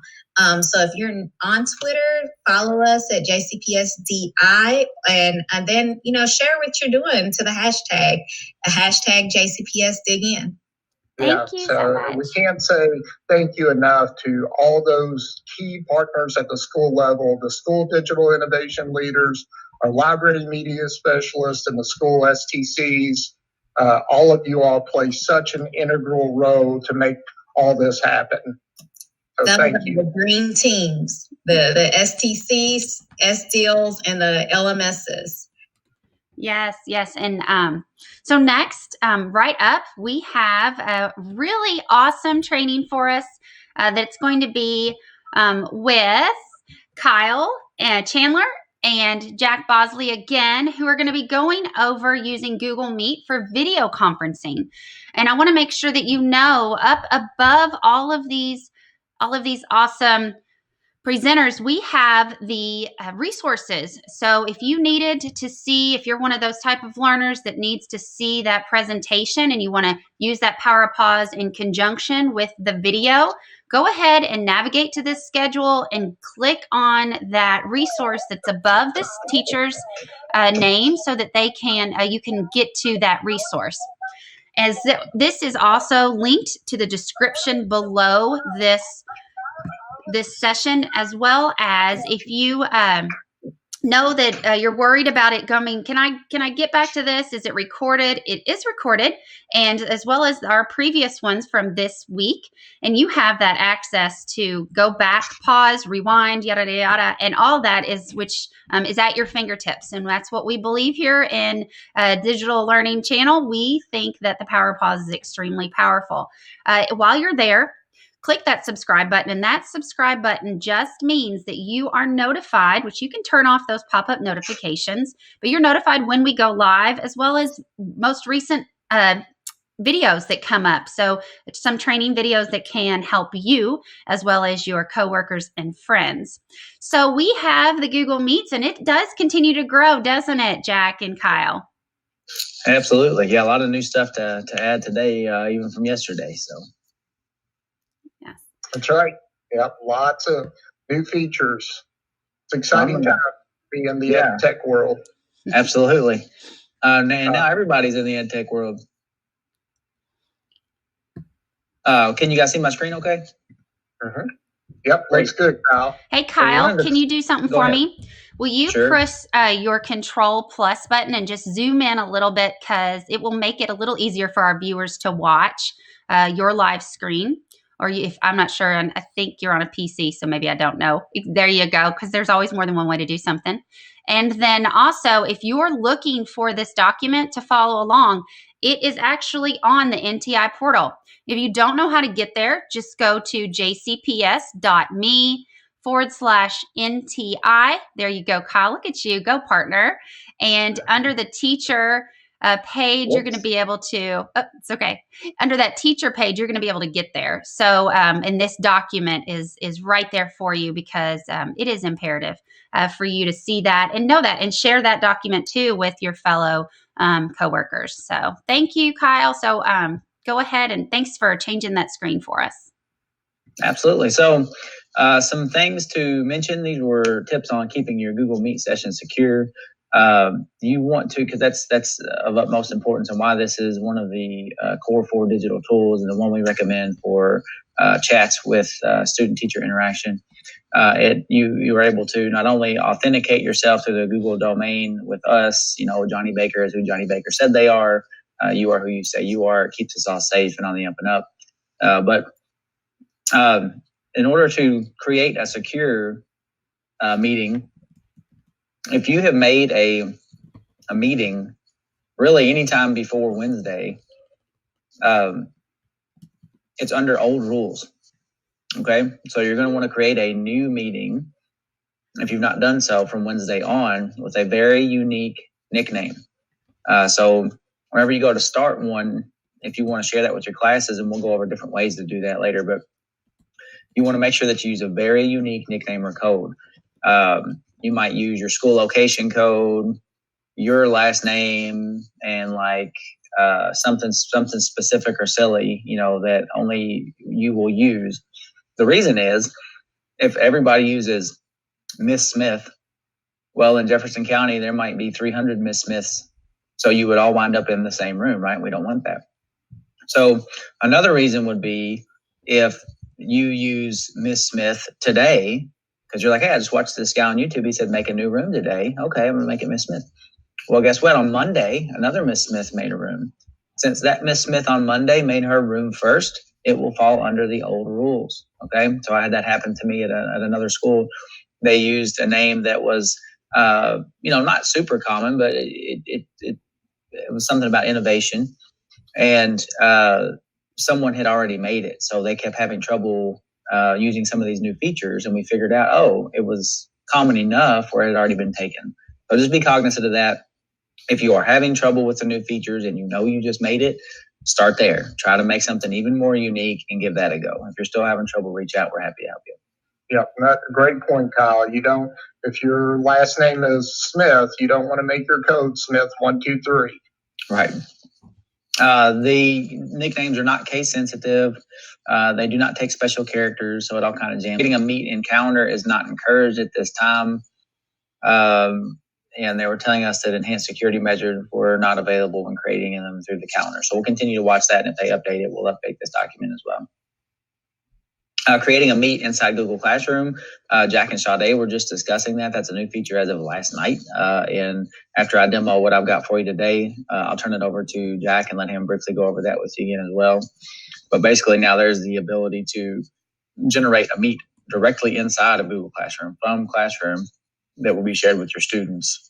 So again, we'll have him go over that with you in a bit, but that's brand new as of last night. This is important. As soon as you create the meeting, or as soon as you go to on deck status, which will show you what that looks like in a little bit, that meeting is open for students or anybody else with the code to join. So don't begin the meeting until you're ready to start. So as soon as you're ready to go, then hop all the way in. You'll be in there with the students. Wait 60 seconds after the session ends. So you have to be careful. This one's tricky as well. If you want to end the session where students cannot get in behind you, you have to make sure the room is entirely clear first, which you now have the ability to do. You can remove participants. You could clear the room manually is what we're telling you, and then wait 60 seconds and end. Even after you've ended, if you stay in that kind of waiting room where you can rejoin or return home, that's kind of left the meeting open. So you have to get all the way out, and we'll show you what that looks like in a little bit, but it's imperative or this feature does not activate.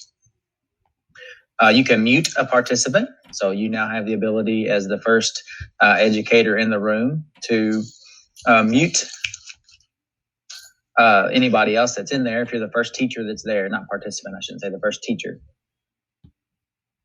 And then again, remove them. We talked about that briefly. earlier. So here's how the roles are assigned. So if you are a teacher, you have a teacher account in the Jefferson County domain, and you enter a room first. You become the person with the authority to mute and remove participants. Okay. If another teacher comes in behind you, they do not have that ability, right? If students come in, they do not have that ability. Okay. So it's only a staff account, and it's the first staff account in there. Those are the people who get those tools, as well as recording. If you want to record a meet, okay, you have to be the first staff member in there. It will defer to the first person that was there. If you have co-teachers or other people that are going to join, that's fine. But just know that if they beat you to the punch, right, or don't allow you in first, you'll lose those capabilities. Nobody else, the students cannot record either. And if you do use closed captioning, which we'll go over, if you do use closed captioning during the meet, it does not get recorded. So that is only for the participant side, and I'll show you what that means. So only if you are watching and you turn on closed captioning do you see that live. It does not go to the recording. But if you do record, once it's finished, it will go to your Google Drive automatically. We'll go over that in a bit. We encourage teachers to record themselves, only giving a brief instructional lesson that can be posted in Google Classroom. But if you need to record a Google Meet that includes students, it can be recorded and used for on-demand video support for instructional purposes only. Recorded Google Meet sessions should not be shared publicly outside of the Google Classroom. So we can't emphasize that enough, and that's on the tip sheet. We'll talk about closed captioning. The fact that the first staff member who enters is the one that gets those master controls. You can get Google Meet anywhere, but you might have to download an app depending on the platform you're using. It's a great way to share links and other information, but you have to be careful in the chat. You really don't have any control over that, so do keep an eye on it. You don't really have a way to moderate that other than just to watch it and potentially remove participants. Grid view, we'll talk about that as a teacher. The students cannot get grid view, but the teachers do have grid view pushed to their computers where you can see everybody up at once. And if a student guesses a nickname that was named generically, so this is back to, again, a big emphasis on the method in which we use to create these nicknames. They can join. Okay, so that anybody that guesses that nickname, if they're in Jefferson County, they can potentially join. So again, really swing for the fences on making it unique, okay? Yeah, and like you said, Kyle, the worst case scenario with somebody guessing that is that you might get some other JCPS student from a different school that comes in, or another kid that you don't teach, but nobody outside of JCPS can join our meetings. Correct. So I'll try to burn through some of this stuff, and then also integrate a little bit of the whiteboard tools. We had somebody pointed us to another awesome video from a gentleman named Eric Kurtz, and then we had some questions yesterday about using whiteboard tools and meets. So we'll try to hit that, and then also we'll turn it over to Jack the last bit to talk to us about the integration of Meet and Classroom.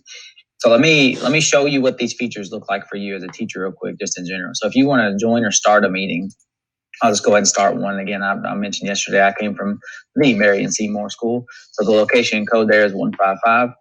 So if I said 155 Chandler marketing 3 for third period, okay? So that's probably not going to be a lot of those out there. And I say continue. And I get here, this is what we were referring to as on deck. Okay, so right now, if my students had this code, even though I'm not all the way in the meeting, they can join the meeting. Let me show you what I mean by that. So this is a student account here. And if I were to hop into, you see, it's going to go ahead and let them into the room. So let me show you real fast what that's going to look like. Okay, so we'll join now. Okay, so now I'm in the room as a student. This is a student view. But if I go back to the teacher view, remember I have to be careful. I can't see what's going on in my meet yet because I haven't all the way entered. I'm just kind of in that waiting room. So I'm going to join. So now I can see that there are 2 people in the room. Okay, so now I can see both of that. And I actually enabled what I was referencing as grid view earlier. So you as a teacher will have this, and then I'll put all of you guys up in boxes, I guess is what I was trying to get after.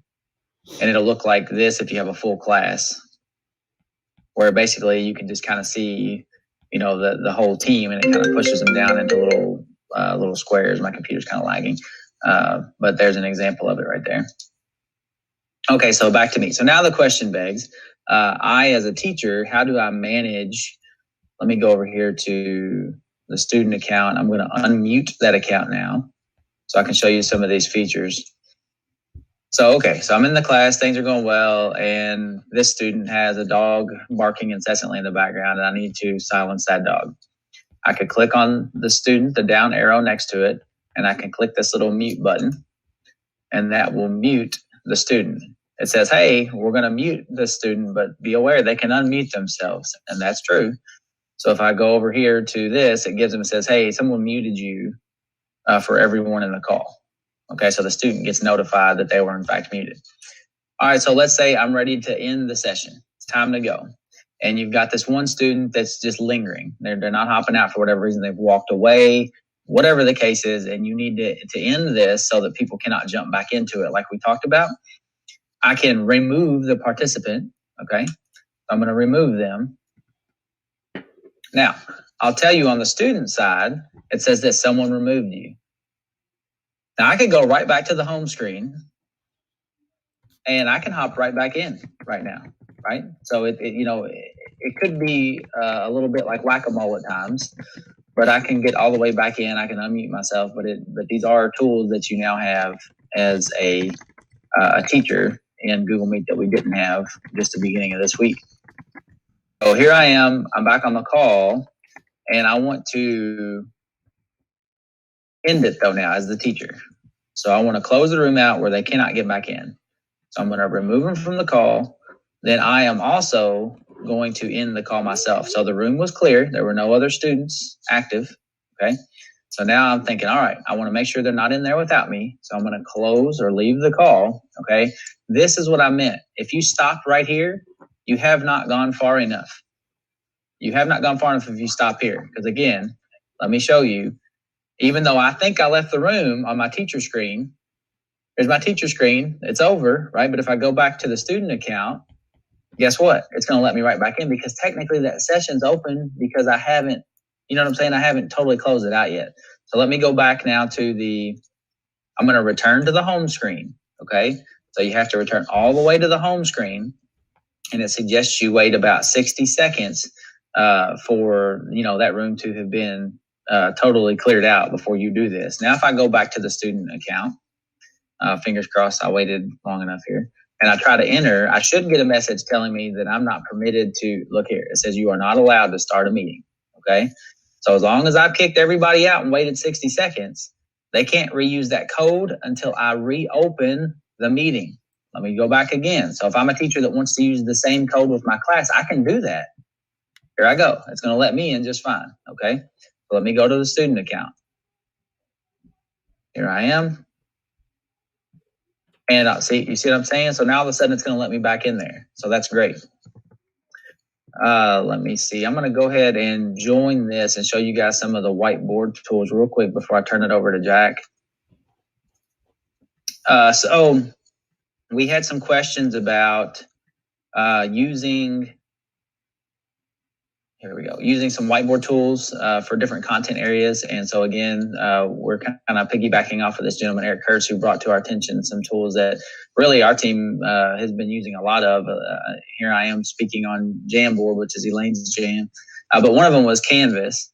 And so Canvas was a really cool tool that you can use with your class you can draw on the screen directly, and they could see that if you were sharing. So I can go down here to present now, and I want to share a window, and I'm going to share the window that I'm currently in as soon as it loads up.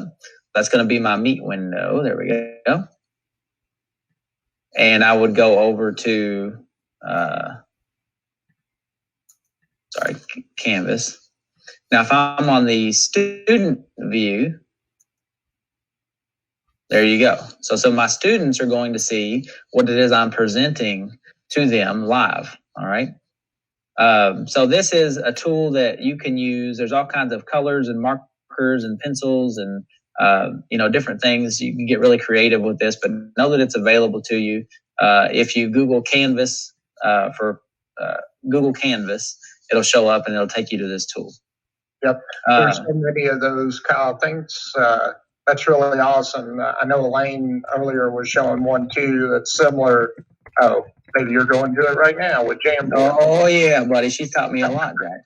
Right. So you got Jamboard, which was another one with some added features. So all of you math teachers out there, check this out. So you can actually do like a graph. Okay, you can put a graph in the background. And you could go in and draw and do different things with that, but for coordinates and plotting points and things of that nature. So again, this isn't even the best part though. So with the Jamboard, you can also share this with your students live if you wanted to do that. Of course, you would want to update the access for that. So I'm going to say anyone with a link, you would want to make it edit. You guys see that? Just like sharing any other Google Doc. And then what I could do is I can go right up here to the chat with my class, with my students, and I could say, all right, guys, everybody join me. Oh, awkward. If I copied it properly. Control C. I could say, everybody join me. And then on the student side, I'm going to see I got this message from my teacher. Okay, Jamboard. And if I click on that, you'll see that it will take me in, and it may ask me what account I'm in because it also authenticates by your user account. But it'll let me get on and scribe live with the teacher. So, of course, I had an issue with this live naturally. But in theory, what's going to happen when you do this is it's going to take you right here, and you'll both be on there at the same time. So, you could say, okay, Carol Sue, go ahead and plot that point for me. And you can see Carol Sue's cursor going straight across. Great job, Carol Sue, and it'll show you who it is. You can export these as a PDF if you want to.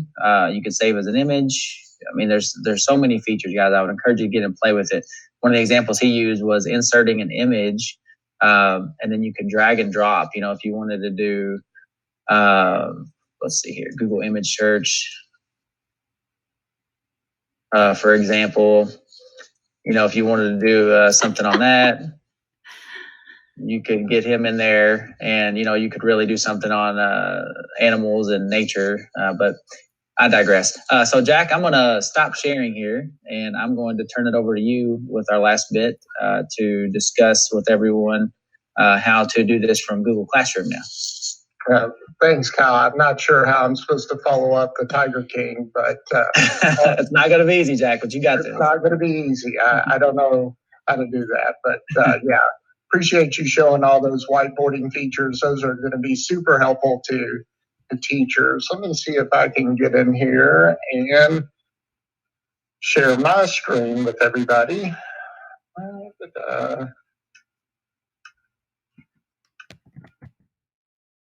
So how does that look on your end, Kyle? You seeing a Google Classroom? Yes, sir. All right, perfect. So like Kyle was and all of us this morning have been talking about, one of the newest features that just came out last night is the integration of Google Meet and Google Classroom. So if you are in your Google Classroom, if you go to the top right corner where the cogwheel is, that's one of the settings features, and you click on that cogwheel, get all kinds of great settings. But if you scroll down, this is the newest feature that just rolled out from Google last night, and that is that Meet integration right there. And it generates a link for your Google Meet for your kids that are your students that is unique for each of your Google Classrooms. So when you use this toggle switch and turn that on where it's visible to students and hit save in the top right corner here, what happens is that Google Meet link is now right underneath the title of your class along with your class code. And you can see, I just switched over to Jackson, who is in this demo class as well. And you can see that link is right there available for the student as well. Let me switch back to the teacher side of things. So if you go back into the settings, scroll down and turn that off. Once, this is assuming that everybody, like Kyle said, you followed that tip sheet to the letter and you turn that off. This is a little bit of extra security, and hit save. And you go back into your class, that link is gone.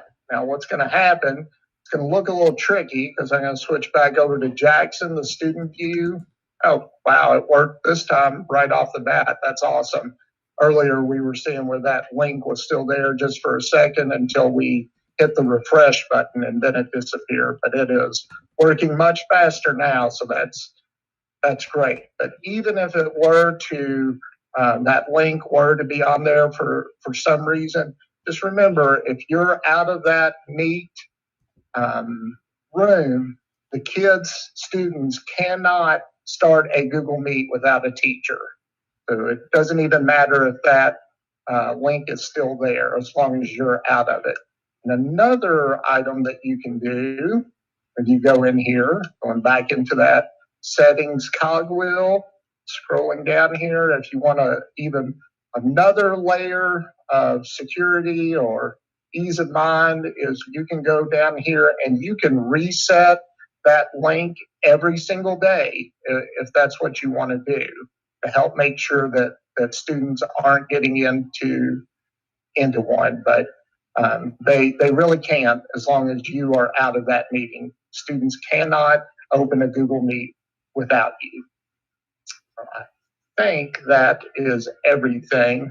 I know on the chat a few things came up about what if you have the same class over and over, you teach 3 classes that are the same. I would suggest that you use generate a Google Meet in the traditional way, that you're basically going to meet.google.com and get a link like that instead of using this feature if you want all 3 of your classes or 4 of your classes in the same Google Meet. Yeah, we had another question as well, Jack, about using like a pointer, I think. And can I share again real quick? I'll try to show this real fast. All right, let me get out of there. Okay, you guys see me now? Okay, so in Jamboard anyway, if you're using that, I know for sure that you can use, there's this laser pointer thing, and it just kind of quickly highlights, it kind of makes your cursor larger and will quickly highlight an area of the screen. So I don't know if that's the type of tool that we were looking for or not, but I don't know. Jack, do you know of any others like that, like from Meet itself, where you can, I guess while you're screen sharing, show your cursor? I'm sure there's probably something in Windows itself. If you still are on a Windows machine, that you can do that, and then it would be shared on Google Meet. I know if you're on a Chromebook, you can there's in the accessibility features of Chromebooks, there's also a way to turn on your, like a larger mouse cursor or whatever that's like a giant dot. You can do that as well. I can't come up with those, how you get into those features from a Chromebook right off the top of my head. I just know it's done because I accidentally did it one time on my Chromebook, couldn't figure out how to turn it off, and now I've fallen in love with that feature because it's on all the time, and it's actually pretty handy. Lindsay mentioned that on a competing platform, you can give mouse access to another participant to control your screen. So I guess it would be kind of like a remote, like a remote feature. So they're doing a group lesson and share your screen. You can give a student a mouse to take a turn. So actually, Lindsay, yeah. So if you share that Jamboard link with your class, that would do that. They would all have access to if you did it within Jamboard. So I see what you're saying. If you had it on like slides or something, it wouldn't be as useful. But if you use that tool in particular, the students could basically navigate. So we had somebody, one of the examples that Eric Kurtz put together was he had images of animals, and then he had created squares off to the side, and he was having the kids drag and drop.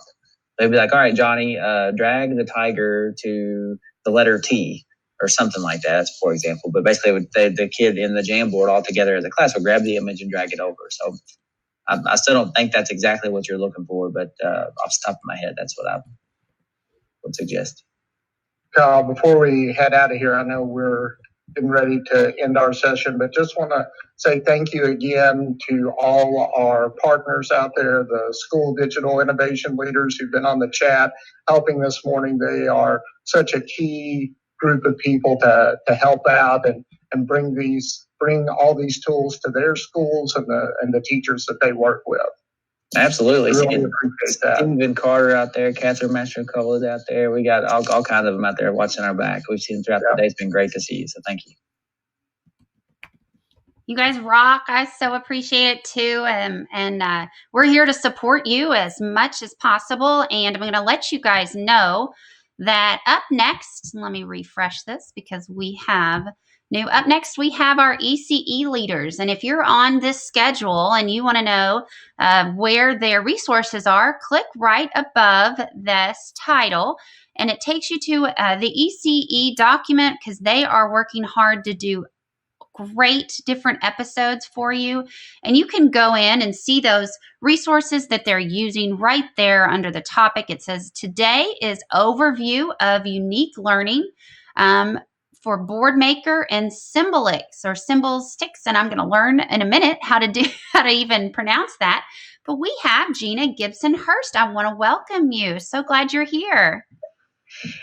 Good morning or afternoon. We're close to afternoon. Thank you for having me. Of course. Let me remind all these viewers that are just coming in and joining us live, introduce yourself.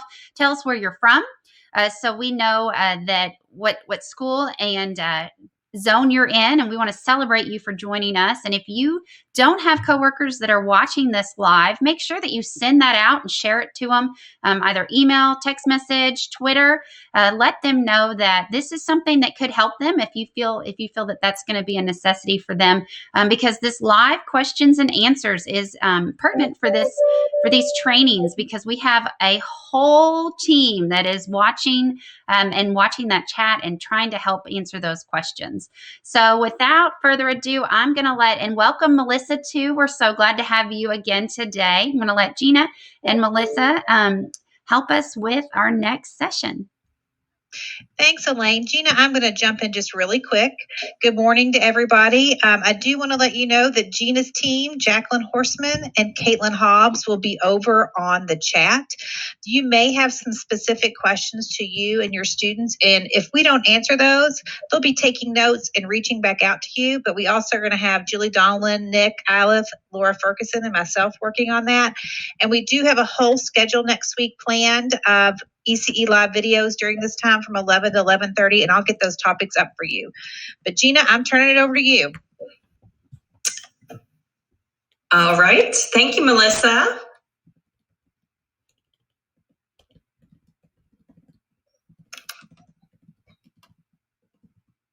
Are you all able to see me?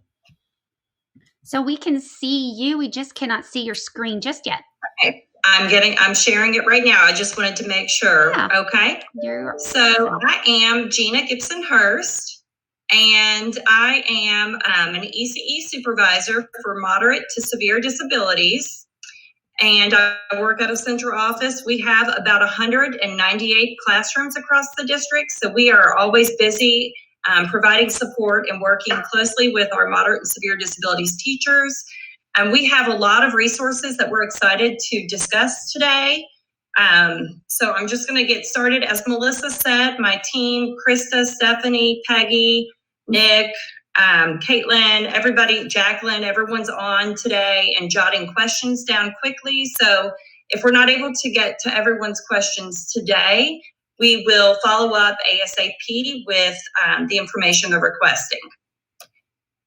So I'm going to start off with just an overview of some of the programs that are currently already in all of our moderate and severe disability classrooms. The reason I'm providing the overview is News to You, the company that houses the Unique Learning System, Symbol 6 Prime, and News to You, L3, and Positivity. They are being extremely generous during this difficult time and have extended licenses district-wide. So we have new users that are tapping in to benefit from some of these resources they provide. So just a brief overview, Unique Learning provides monthly thematic units that include 30 lesson plans that can be downloaded and printed or dynamic with students across the district. So teachers can set up individual student accounts and assign individual learning activities, and students are able to access their accounts from their home. Also, this program has a GPS tracking system that stores data on goals and will produce graphs and analyze data for teachers. Hi, Gina. Are you trying to share your screen? Oh, I thought it was shared. It's okay. So just go on. Once you click that share, you will have to select in that window that pops up your actual screen and then click share and see. Do you have dual monitor or anything set up? No, I do not. Let me go back over. It's okay. Okay. No worries. Well, hopefully I wasn't making ugly faces. No, you weren't. There we go. Now just navigate to that slide deck. Yay, you got it. Okay.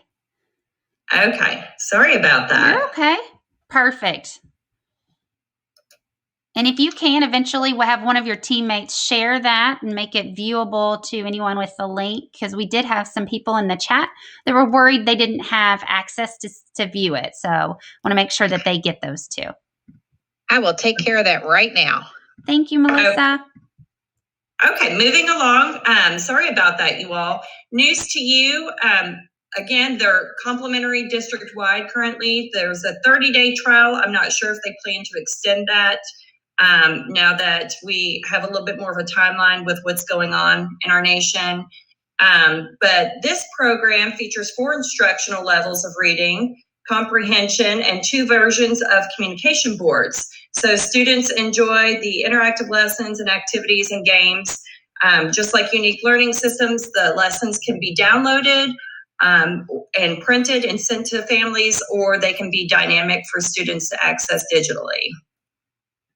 And then Symbol 6 Prime is a web-based symbol search engine with more than 30,000 picture symbols. And these same symbols across all of their programs, L3, Positivity, Unique Learning, and News to You. So that really provides the consistency that our students need so that they can have increased comprehension and understanding and communication across these programs. And this is the part that's going to be new for a lot of our teachers. Again, most of our teachers are already using those programs in their classrooms, but they've not ever had to use the remote learning feature. So to go into that a little bit more, if you click on this link, if you do not have an account, you can go to this News to You link that will take you to the trial account to set up the free account. You'll log in or create your account, and parents can also do this too. This is a link that takes you to a parent portal page on their website. There are several videos and resources available to parents. But you'll go here, create your account, and there are so many modules that will walk you through step by step how to create student learning profiles, how to create the GPS data tracking system. So really anything you need, they have thought of it all. They keep all of their all of their recorded past learning modules on their website, so you can scroll through by topic and find anything that you need additional assistance with, and they walk you through. Also, their website has a chat available where you can chat online with customer service reps, and they can help problem solve and walk you through. I've been receiving a lot of emails because I know this is a new process for a lot of teachers. So I try to answer questions as best as I can, but really that chat feature and those modules are going to provide you with everything you need to know. Also, I linked up here the progress monitoring feature. There's a step-by-step I summarized, just getting started, what steps teachers will need to take in order to access that feature. I know we've been receiving a lot of questions on how to collect data, progress monitoring data for our students. If students are already familiar using this program and have digital access at home, this is an awesome feature that teachers can use. And students will be familiar with this too, so it will transfer learning from the classroom to the home setting.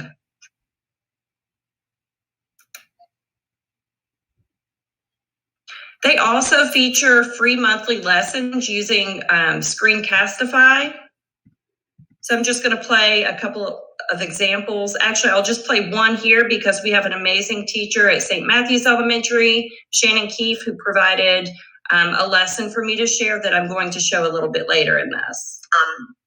In a paper format, and then these are the words that is actually going to be a part of our read aloud. So let's take a look at some words that we're going to listen for while we're reading our story today. So one of the things we'll see is the ear. You'll hear that word ear. Can you show me your ear? Show me your ear. Yep, here's mine. And sometimes your teachers may tell you. So that just gives you an example of what's available. There are several different videos. They put out a few videos every month for teachers to access. And I think that's nice just to get teachers started while they're busy trying to create their own lessons right now. And there's different levels. There's elementary, middle, and high school lessons using Screencastify, which has been a great feature to support our remote learning with students. Okay, so additional training opportunities that are available from the professional development dashboard on the main website for News to You are for curriculum, how to set up student profiles, the teacher dashboard, benchmark assessments, transition planning, student data reporting, and a lot more. Again, News to You, if you go to the News to You website, that's where you will access Positivity, L3, Unique Learning System, and Symbol 6 Prime. They're all housed on the same website, which is nice. Okay, Boardmaker Online is also offering a 30-day free trial. I took some notes here because I didn't want to talk a lot. There's so much to talk about with each of these programs, but they're currently offering a free trial. So you'll click on this link up here, and if you select the professional version to create individual student accounts, you can assign work that is aligned specifically to the student's individual education plan. There's over 120 leveled books and several educational games and activities. The Boardmaker Online is wonderful for creating communication boards for students. So over here, I'm not going to read everything on this slide. You'll have access to this, but the Core First Learning feature enhances language, communication, and literacy. So this is going to be very important for our students that have communication needs. For this slide, I'm excited about this slide. What I plan to do, and this slide can be accessed through the NTI Teacher Toolkit, but my plan is to update this slide periodically to provide new resources that teachers and families can access. I'm only going to highlight a few today for purposes of time. But when I first created this, there were so many businesses that were joining forces across the nation that were opening up services to support families and educators during this difficult time. Since creating this, there are hundreds more. So my plan is to continue. They won't go away. If you see this link here, it says descriptions here. They will stay on this document that's linked to this slide. I will just move them off and add new ones. So that's my plan with the help of my resource teachers. But the first one I want to share that I stumbled across is this Great Schools Learning from Home. This is nice, just getting started. I know right now setting up schedules for students in the home has been a struggle for our families and with teachers trying to support that. But if you scroll down to the bottom, they have suggested schedules for every grade level. And so what's nice, if you click on the suggested daily schedule, they have a sample schedule, and within that schedule, they already have links set up to work that is aligned to that grade level. Again, this would be a starting point for a lot of our learners. Teachers will need to modify or differentiate depending on the unique learning needs of the student, but it's a great starting point. I think it cuts out a lot of the work and gives us an idea of what a home school schedule would look like. Okay, another resource that I would like to feature. This one is one of my favorites. If you've been looking at the alternate assessment choice boards, I try to include a few of these activities weekly on those. I like these because these are activities that families can do together. They're aligned to our content standards, and a lot of the materials that are needed can be found around the house. And they're constantly updating this. They also feature STEM activities in Spanish and in Arabic for our ESL families. But just to give you an example of what some of these activities are, students can drop 2 items to see which falls the fastest, and we can tie that to one of our science lessons for students. So they're having fun. It's something maybe they can do with their siblings that are also in the home and their family. And teachers can align different tasks, individual tasks that may support the student's IP or their alternate assessment standards that they're working on in their classroom. But there's a lot of fun activities in here that are hands-on activities. So I know a lot of our students are more engaged whenever they're doing something that involves interactive learning. Okay, and then my favorite feature for today is this link here. It says free lessons here. And what I did here is I linked a shared folder with public access to free lesson ideas that can get teachers started. So I have to do a special shout out to my team. My resource teachers just started on this week, and the plan is to continue to drop free lesson ideas and resources in this shared folder for public access. So Peggy, Krista, Jacqueline, Stephanie, Jacqueline, I don't want to leave it, and Caitlin, I'm sorry, excuse me, have all been instrumental in getting this resource up and going. And I want to highlight some of the videos that are in here or the lessons that are in here. Again, these are starting points. Teachers can take this and run with it and create their own lessons that are unique to their individual student needs. I want to start with this one down here. We talked about unique learning and using Screencastify. My amazing friend and teacher at St. Matthew's Elementary, Shannon, came up with this lesson. Hi guys, I'm so excited to see you. Right now we're going to work on language arts reading. Hope you're excited. Our learning targets for today are: number 1, I can answer questions about a story. Number 2, I can use my communication board to talk about a story. So we're going to answer questions and we're going to use our communication board. Get ready. This is our story. It says, "What makes that sound?" That's our title page. What makes that sound? Our author is right here. The author, remember, is the person who wrote the story. So this story is written by Claire Rapp. Our illustrator, or the person who drew all the pictures, is Todd Gardner. Our illustrator is Todd Gardner. This is our communication board. Here's our title again. What makes that sound? We have yes and no, and all of these to talk about our story. This is how it's going to look when your page is up. So we're going to have our page of our book over here, and then over here we're going to have our communication board so we can talk about our story. Whoops, let's see, let me go back in here. So I love how animated Shannon is, and I know that her students are super excited to hear her voice and see her face. I know that this is a difficult time for our students. They're missing their teachers, and I know that the teachers and instructional assistants are definitely missing their students. So I love that you have that ability with Screencastify. Okay, another lesson.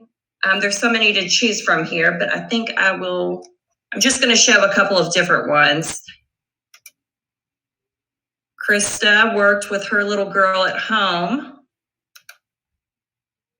to create a science lesson.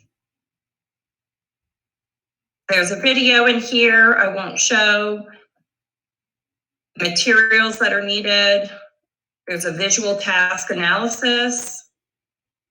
And then I'll just play a short clip. Hi, JCPS friends. Today we are going to plant a seed. It's your choice on what type of seed you would like to plant. Either fruit, vegetable, or the flower.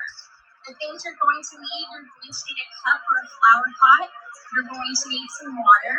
You're going to need some soil or dirt from the ground. And then you're going to need your seed that you choose. So she goes through and breaks up the skill or the task into a task analysis. I believe there are 5 steps. And there's a video model for each step for students and families. And then there's a video at the end about gardening. So it ties to, for our students that are doing research on different careers, things that they might be interested in. So I love that. And that would be appropriate for all learning levels. Let me go back to another one to show you. So we know that our students really rely on structure, visual structure, organization, and routines. So I asked for my team to start developing, not in that we're teaching parents, but a support for parents. So we wanted to explain what maybe a structured work system is and why that might be beneficial to the student in the home so that they can get the most out of their student when they're supporting them with remote learning. So the teachers can use this as a tool and maybe walk through this with families to better support their understanding of what instruction might look like in that child's classroom. So I'll show a few of these slides. So it talks about what a structured work system is, why we do it, the benefit of it.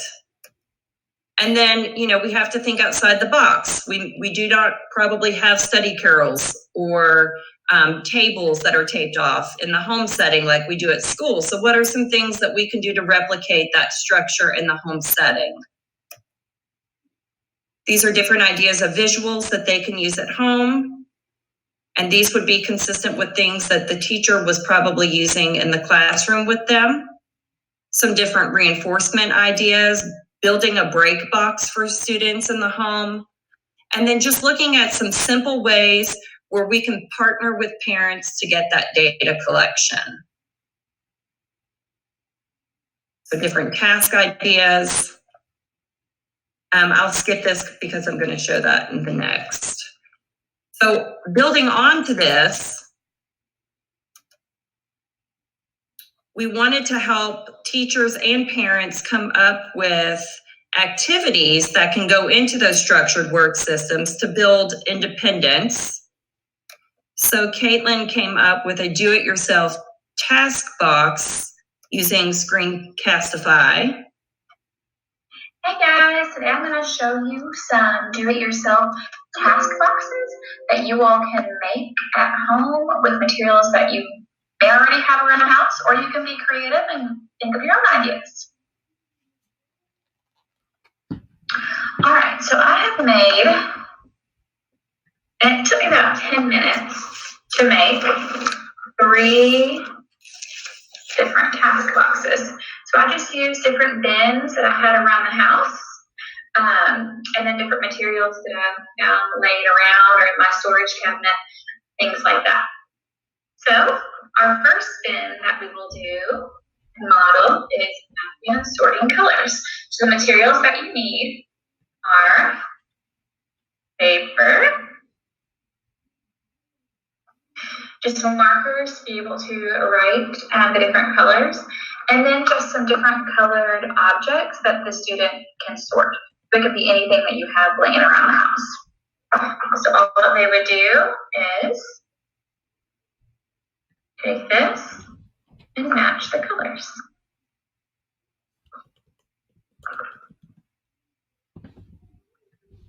So she goes on to show different things. Hey guys, today I'm going to show you some do-it-yourself task boxes that you all can make at home with materials that you may already have around the house, or you can be creative and think of your own ideas.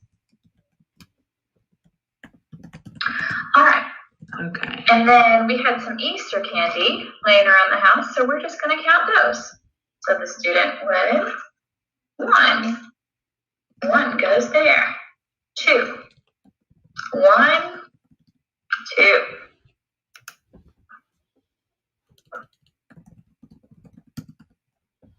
And box 3, we are doing letter matching. Now you can differentiate this in a lot of different ways. You can do uppercase to uppercase, lowercase to lowercase. You can, if you're really crafty, you can maybe draw a picture of a word that starts with that letter. You can do this a lot of different ways. I just got Easter egg that I had laying around the house, and then I used a permanent marker to write letters on them. So the student would find one. A, let's find the match. A.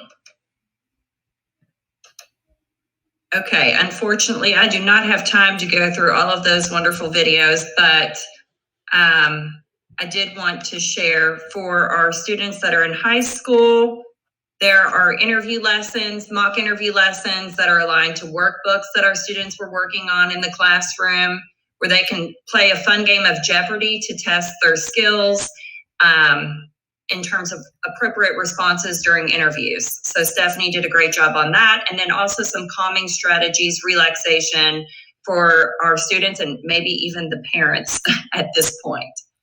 So going back to the slides, and again, if we don't have time to get through all of this will be available. I plan to do a follow-up session next week so I can pick up where I left off to make sure that we don't leave out any information. This is a wonderful blog down here at the bottom I want to highlight. With school closures, teachers can keep their lessons going remotely. There are lots of wonderful ideas for families and for educators. So I encourage teachers to take a look at that. Most of you guys are familiar with all of these learning platforms at this point, but we'll continue to provide updates as more resources become available for that. And then again, I just want to encourage teachers to think outside of the box.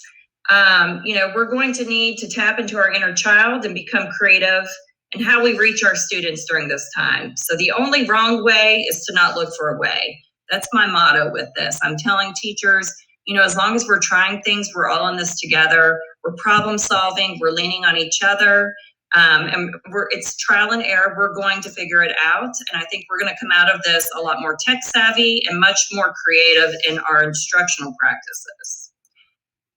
Let's see, I know that my time is just about up, but there was a video in that shared drive that I did not get to.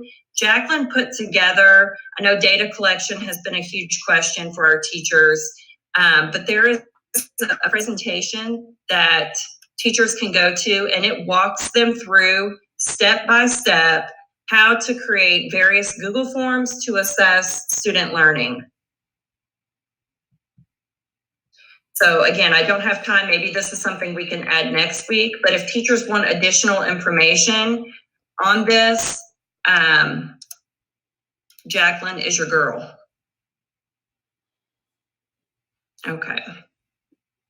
And then the Kentucky Autism Training Center also has several resources available to families on their website. They're already working with many of our students, and so they recognize the need for these supports in the home setting. And so I appreciate their efforts to work, to partner with JCPS in supporting them. And then professional development options for our classified and certified staff. These are all excellent resources if we're looking to enhance professional growth during this time. So I know that my time is up. So Melissa, I'm going to turn it back over to you. If anyone has questions, feel free to reach out. Or my resource teachers have been collecting questions throughout this session, and we'll make sure to respond to those. Wonderful job, Gina. Thank you so much. Here, Melissa, sorry. Oh, no, that's okay. I really don't have anything else to add. Thanks, Gina. We will be back next week, and we hope that we answered all your questions today in the chat. And everybody have a great Friday. I'm going to shout out to Jacqueline Horseman and Caitlin Hobbs and Krista Taylor. Thank you for helping with the chat. And Miss Dr. Shear, it's wonderful to have you guys there as support. And everybody at ECE, you were wonderful, and we appreciate you. As you are joining us, we want to welcome our next presenter. We have Miss Ashley Byerly. She is joining us to help us further learn and explore Study Island basics. And this is a very useful tool, especially as we are in NTI days. Welcome, Ashley. Glad to see you again today. Glad to be here. Happy Friday. Yes. All right, so we're going to go on and get started to make the most of this 30 minutes. I'm Ashley Byerly. I'm one of the acceleration coaches with MTSS, and we are here today to just kind of provide a tutorial on how to navigate Study Island. As the weeks go on, we can explore Study Island even more in depth, but today is just going to be a basic tutorial and overview of lots of different parts of it. I'm going to share my screen with you so you can exactly see what I'm doing. And when you log in as a teacher under Clever, you're going to be brought to the teacher page, as you can see over here on the left-hand side on the column.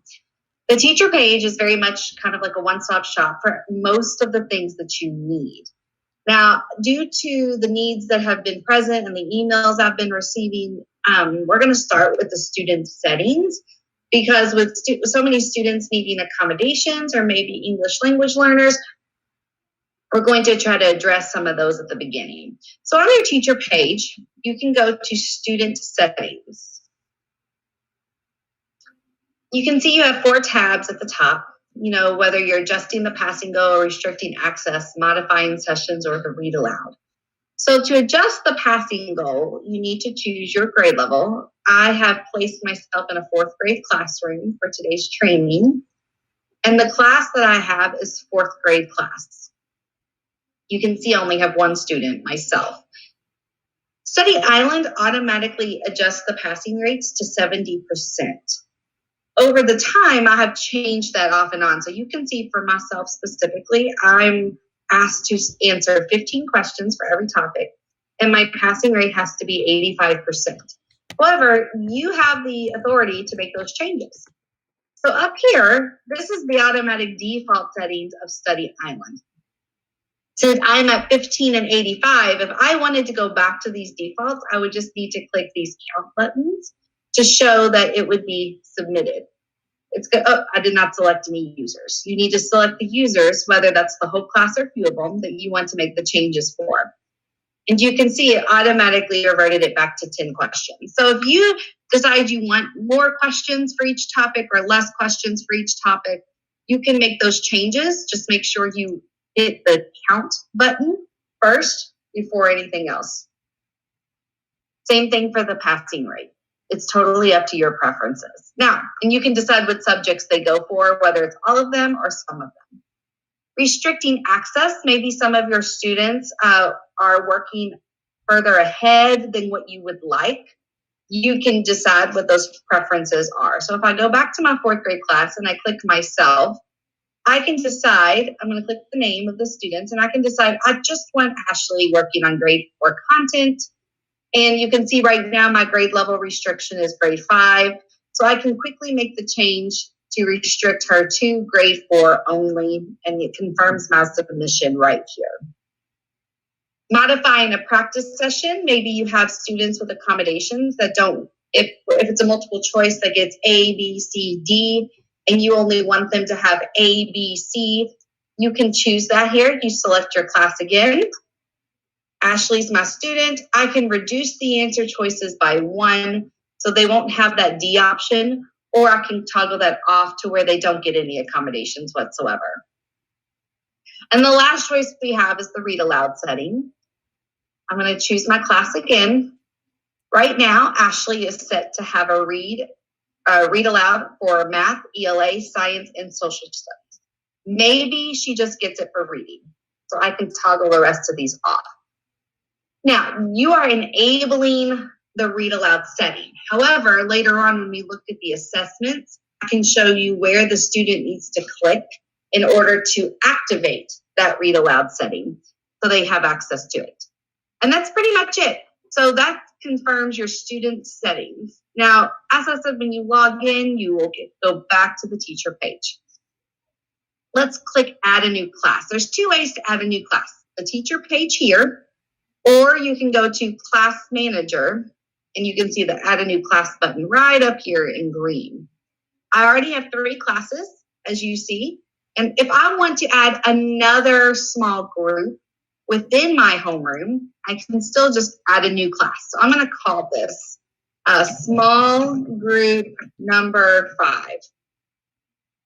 What subjects it's for? I'm going to go on and check all of them. You can decide. If I have an ECE teacher or another teacher I want to collaborate with, I can add them as a co-owner for this small group. This allows them to provide assignments, to modify assignments, but they cannot delete assignments or change class properties here. So I can edit. Maybe I want to add Summer as a co-owner to this. I choose the teachers. You can have up to 10 that are co-owners to where they can access this data and click update. I see that right now the school preferences here that are kind of grayed out. I don't know if you can really see them. It says allow game mode, yes. No to the high timer, no to the scratch pad, no to the highlighters, but yes to the building block topics, which means if they don't pass something later, it will provide them some kind of building block lessons to get them back to the passing rate. I can change those. I just have to click yes here where it says override school preferences. I like game mode. I think game mode does encourage kids to participate, but maybe I don't want game mode all the time. Maybe I want game mode when they score a 75% or above on something. Maybe I want them to always have a scratch pad and always have highlighters. I can override that. This is always available for the students in small group number 5.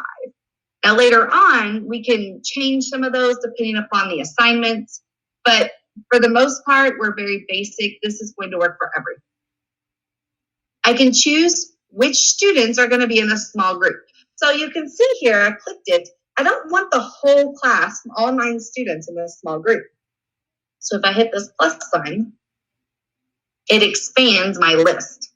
So maybe I just want Beth, Jason, Sam, and that's it. I just want 3 students in this class, in this small group. Okay. Once I've clicked those, I can hit save. And it doesn't confirm it here, but if you go back to the class manager, you can see that small group number 5 is one of my groups now. And the actions over here, I can edit. I can go to their class page and assignments straight from here. I can send parent notifications. And if that's something you want to explore later, feel free to email me. We can set up a Zoom. That requires some other steps to do that. Or I can delete a group altogether. So let's say small group number 2 is no longer active. I'm going to delete that. Now to clarify, I did not delete their data. I just deleted the group. So if I went to an individual student, whatever assignments they did when they were part of that group, it will still appear on their individual report. So the data is not gone. So that's how you build a class or a smaller group of some type. Now let's say I want to provide an assignment for one of my groups. Back to the teacher page. Over here on the left, create practice and instruction assignment. I choose which group I want it in. So I can choose a homeroom. I can choose another, maybe you're departmentalized and you have multiple classes here, or I can choose one of my small groups. So I'm going to choose a small group here. And it's going to take me through a series of prompts. So my assignment title, let's call it Factors and Multiples. Whether I want to enforce the dates really depends upon your preference. If it's something that you really want due on a specific date, I would enforce it. If it's just practice to get to it as they get to it, then you obviously would choose off. But I'm going to enforce some dates. I'm going to make it not available today, it's Friday. Maybe I'll start it Monday, and I want it to appear at 8:30. I want it due by next Friday, by the end of the day. I activate it. I provide instructions to my students. You have a week to complete the assignment. Please submit when finished. And those instructions appear to my students. Is this an assignment that needs a calculator? Maybe it's no. Maybe it needs one and it's just a standard, or maybe you're in an upper grade level and you need a scientific calculator. Right now, I'm choosing none. Now, remember my small group, I did make preferences for the entire class, but to ensure that they get those preferences for this assignment, I'm going to click yes here, and you can see whatever I chose before automatically appeared. So if I click no, they get nothing. But when I click yes, it goes to the preferences I had already set for this group. Now, since it's a math assignment, maybe they don't need a highlighter. If I click no here, it doesn't delete the preferences I made for the entire group before. It just overrides those preferences for this one assignment. So they don't need a highlighter. I am going to keep a scratch pad, and I'm going to keep those building block topics, and 75% is acceptable for me. So I'm going to click next assignment options. Choose the assignment I want, 4th grade. Select my subject, and I'm going to choose math, academic standards, and it's going to load a ton of topics for me to choose from. This is where you need to evaluate the standards you need to assess or the standards you need to teach. Okay? So down here, there is 4OA4 here for factors and multiples. I can click that. Do they want a constructed response? Maybe I do, maybe I don't. You can toggle that on and off. Number of questions, I don't want 10, I want 15 here. Passing percentage, I really want them to get that 75. Do I want them to assign a lesson? Now this is practice, so if they need some kind of direct instruction prior to this, I need to toggle this to yes. And if I want them to practice with the flashcards the computer provides, I can click this yes too. You can see some assignments don't have the ability for flashcards, so it's just an extra resource. Maybe I know that next week, though, I'm coming up to number patterns. So I can go on and assign some of that. You know, maybe since it's new, I'm only going to give them 5 questions, and I'm going to lower the passing rate since it's totally new things for them. I am going to assign the lesson before, and I'm going to assign them flashcards. So you can assign multiple assignments at the same time, as you see. And once you've chosen them all, you scroll to the bottom and click Next Students. I decide which class. I've already chosen my small group number 5, so it's automatically selected. However, if I decide later I also want to give it to Bennett's homeroom, I can choose them too. Okay? If I don't even want my entire small group to have it, I can hit the plus sign. And maybe Jason's already doing well with this topic. I can unclick him and just give it to those two. Totally up to you. So I'm going to hit save and exit.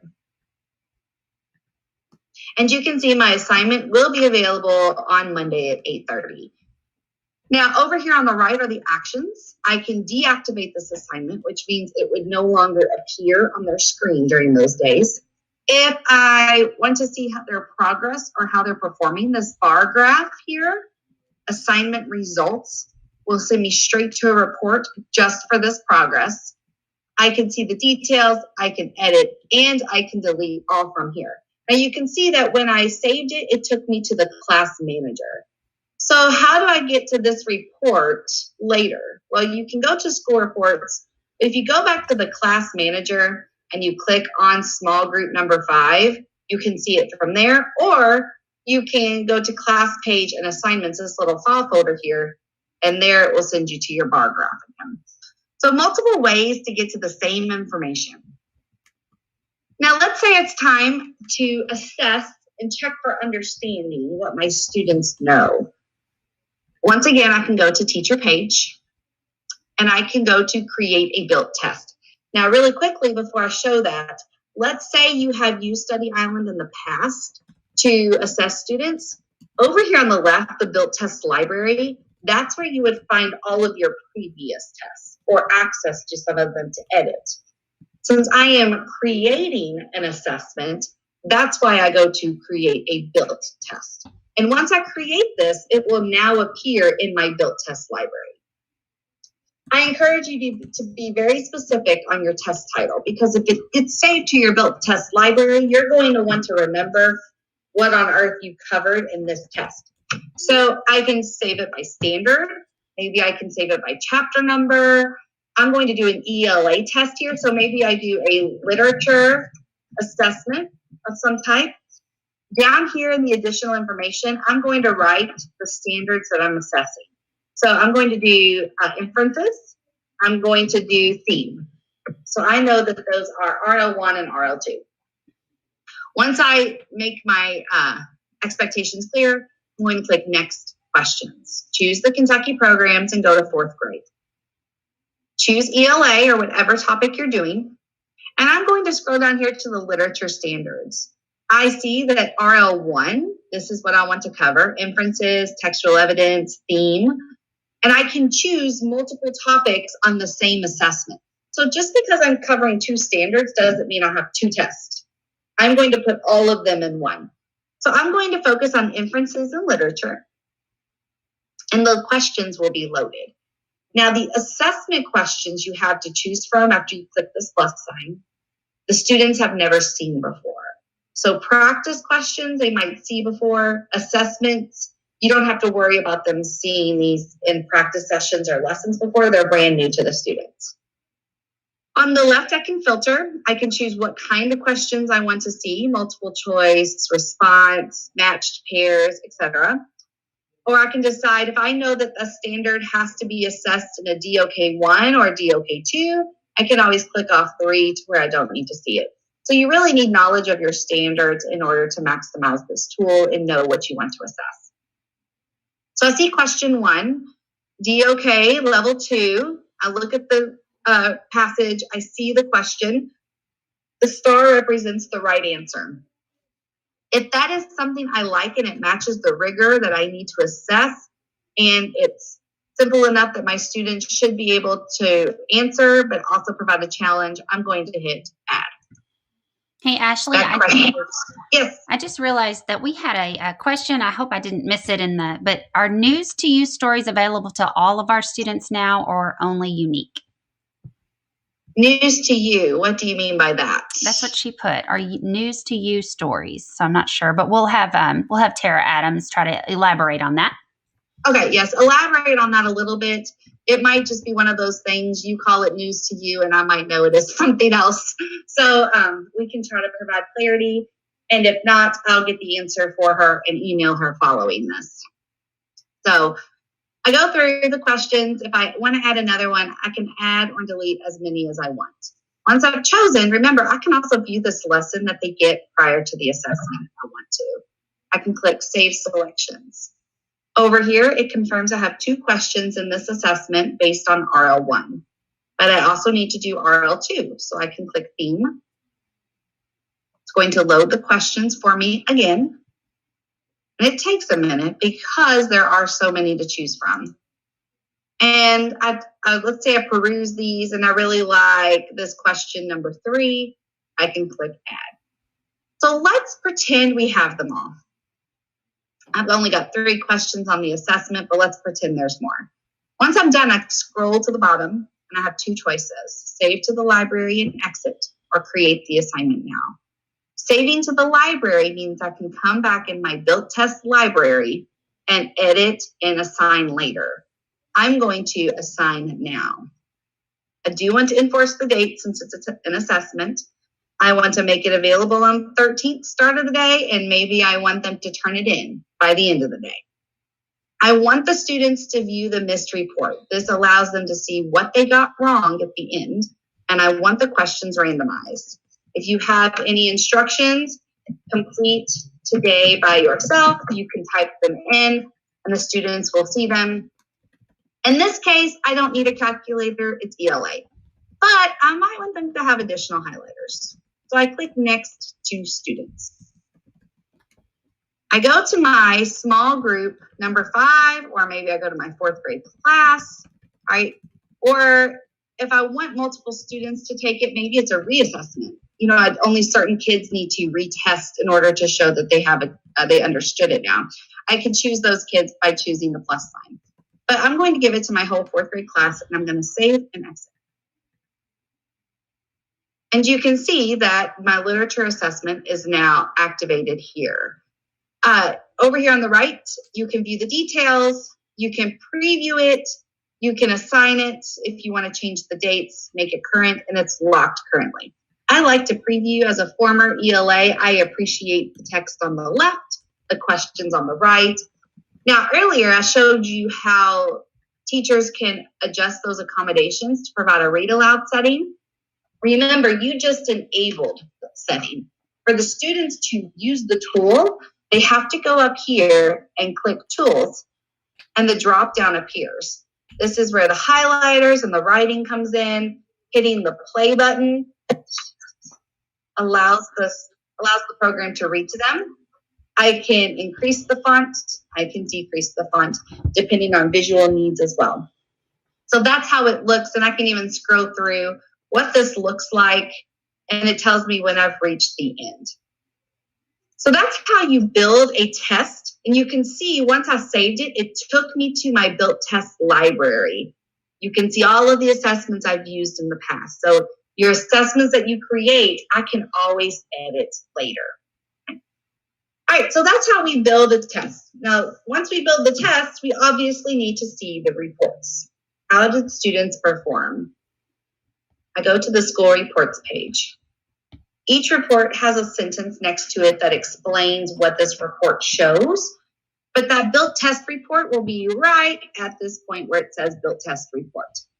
You have a login report. I had someone email me to ask me how do I even know if my students are even logging in? Here you go, login report. If you want to see how they're performing on their map path that they have, I don't have it, but at the bottom, you would see an NWEA link report. Since I am not tracked through a real homeroom in JCPS, that link is not available for me. But if you have it, it will be there. If you don't, and you just want to see an individual or student, you can also get to that same report through the individual report or class report. So that individual report kind of brings all of the other reports together. So it's kind of a one-stop shop for just one kid that you want to see. So we can dive more into reports later on in the weeks, but explore this, look at the sentence next to it to determine if that's the report that you actually need. Now, Teacher Toolkit on the left. We're actually doing sessions on the Teacher Toolkit next week. So I'm doing a quick overview. If this is something you really want to explore more, I encourage you to come back on Monday and Tuesday. And my awesome teammate, Sam, is going to be delivering this training on the Teacher Toolkit. So I can filter this teacher toolkit by my preferences. You have to remember though, what I find in the teacher toolkit is for me. I cannot assign anything from the teacher toolkit to the students via Study Island. The teacher toolkit resources I will pull up, I have to use those links and then put those links on a different platform. Maybe that's Google Classroom or Google Slide that you provide of some type. So let's say that I want to explore place value. Even while I type, you can see that the choices were being filtered. I want 3rd through 5th grade. And I want to see what virtual labs are available. And I want to see what Khan Academy videos are available as well. Here at the bottom, they're already filtered for me. So if I am a 5th grade teacher, I can change this arrow to where it shows 5th grade work first or 3rd. Resource type, it started with Khan Academy videos. I can filter that as well. And you can make the changes as you need to. So let's say that I want to see this Khan Academy video, place value warm-up. And I'm going to preview it first because we know that's what's necessary before I assign anything. If I watch it, I like it, I can take this link at the top, copy it, and paste it into the platform that I am using, whether that's Google Classroom, whether that is all of your information on some kind of table on Google Slide. You can provide this link for students to click. However, you see there is no button for them to say, log in through Study Island and you'll see this, I can assign it. I can't assign it through Study Island. It goes through a different platform. Maybe I don't want Khan Academy videos. Maybe I want virtual labs. You can see I've only got one choice here, make it 10. If I click on it and I like it based on what I see, once again, I can copy and paste this link into a different platform for students to use. So you can explore this. You can even look for lesson plans instead of some of the other resources. But think about the lesson plans though. Let's say you like this one, this place value. They do give assignments here. So they have a place value mat here. They have an independent practice that you can download and assign as well. And what's awesome is that sometimes they turn out to be actually very, very engaging. And if you combine that with another resource, you have a whole lesson available for you right then and there. So here is the assignment that they like. If I enjoyed it or I wanted to use it, you can download that and provide it in a different platform. So lesson plans, the manipulatives are available, the virtual labs. Sky's the limit on the teacher toolkit. You just have to assign it in a different platform. The last thing we have time to cover are the group sessions. Teacher page again. And on the right at the bottom, it says create a group session. Now, just kind of a plug before I even show that, you can do writing assignments, you can type your own questions here. Study Island really does have a lot of the resources that you need for this MTI life that we're living currently. So I'm going to choose which homeroom is getting my group session. Since maybe I can do whole group or I just want it with my small group. Who am I doing it for? I can do a checkpoint or a challenge. Both of them are teacher-led. This is non-competitive activity. This is a timed quiz activity. Over here, there's a race where the students control the pace. But let's say I want to do a challenge where it's timed, it's teacher-led, it's competitive. We all know students love to be competitive. I give it an assignment, title. Let's just say factors and multiples again. And I want them to select content from practice topics. If you want them to choose from your built test library, maybe practice some test questions you're going to be giving them later, you can choose that. But I'm going to choose the Study Island practice topics, and I'm going to let Study Island be randomized. I have the ability to control what questions they see by toggling this on and off. So it says show answers and questions. Show the questions and answers on the student devices, okay? Do I want them to see the question and the answer choices? Sure, okay? Do I want a timer? Maybe I go up to 60 seconds, 30 seconds. How long do they get to answer? Do I want them to have a nickname generator? If you want this to be anonymous of some type, allow them to choose. If you say no, you want this for some kind of report later, you can decide if I want a first name, first initial, last name, they create a username, etc. So I'm going to click keep it anonymous.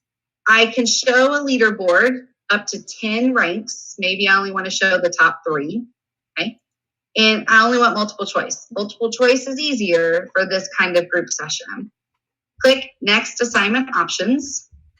I want 20 questions, which is the maximum. And I want it to be 4th grade math. And I'm going to go down here and find that factors and multiples. Now, if I want to know what they're going to see over here on the right, this Q says view questions. And I can preview these before I see what students are answering. And even if I like them later for another assignment, I can print them. I can open in Microsoft Word. You can use them however you need to. I also can view the standard that this is going to assess if I want to match my work to what I need. So if I like it and I choose everything I want, click next classes, choose the group that I want. I want a small group number 5. And if I'm ready to start. So if I start the session now, that means students are logged in, ready to go. If I save and exit, I can tell students later, come back at 12 o'clock on Monday and we'll do this. So I'm going to click save and exit. And it's here. Now, when it's time, you can see the icon for group sessions. When it's time to launch, this little arrow right here allows me to launch it. And if you forget, how do I get to this arrow later? Look on the left. You're under Class Manager, and you're under the tab Class Page and Assignments. So really quickly, just to kind of sum up, if you think about all that Study Island has to offer, you can create assignments, you can do assessments, you can do group sessions, you have resources for you as the teacher, you can change the settings. It's really a one-stop shop for you, and as the weeks go on, we're going to be here with the Digital Learning Channel, providing a little bit more in-depth work for you as well. So I appreciate the time I've had this week in order to share what I know, but feel free to reach out at any point and ask questions. It's not a pain at all because we are here to help you as you navigate this world we are in today. You are the best, Ashley, and I want to make sure I let you know that question was from the previous. I just hadn't seen it, okay. and I was just scanning it, and I saw the question mark. So they're taken care of, so no worries. So you are just so talented. It really shows through you just know this thing inside and out, and it just blows my mind. So it is a great tool, and I thank you so much for coming again. You have been so diligent every single day, and I'll remind our viewers that this piece that Ashley has just shared with us will be chopped up. We did just actually take down those previous recordings from the rest of the week because we wanted to make sure that you had the most updated information. So we will be weeding those out. We didn't, with all the Google Classroom and Meet and all that stuff changes, we wanted to make sure you had the most updated things. So, but this will actually be on demand through today's stream as well as later on. So make sure that you check that out. So we are going to take a break because it is 12 o'clock. So it is lunchtime, but don't be too far away. We have Clever 101 for teachers. Whoops. And that will assist you. Who will be hosting that is Kathleen Receiver and Jim Unger. And they both will be here to help you as well as our team on the chat side. So if you know that there are other people that could help with or need help with Clever 101, make sure that you send them this link of jcpsdigitallearning.com so that they too can learn along with you. And we will see you at 12:30, and you will need to click a new link on the channel. So this one will go to the archive, and then you'll go and click the new link. So until then, we will see you at 12:30, and stay healthy and well, and have a great weekend, and see you next week for me. And I'm passing the baton to Jim. Bye, guys.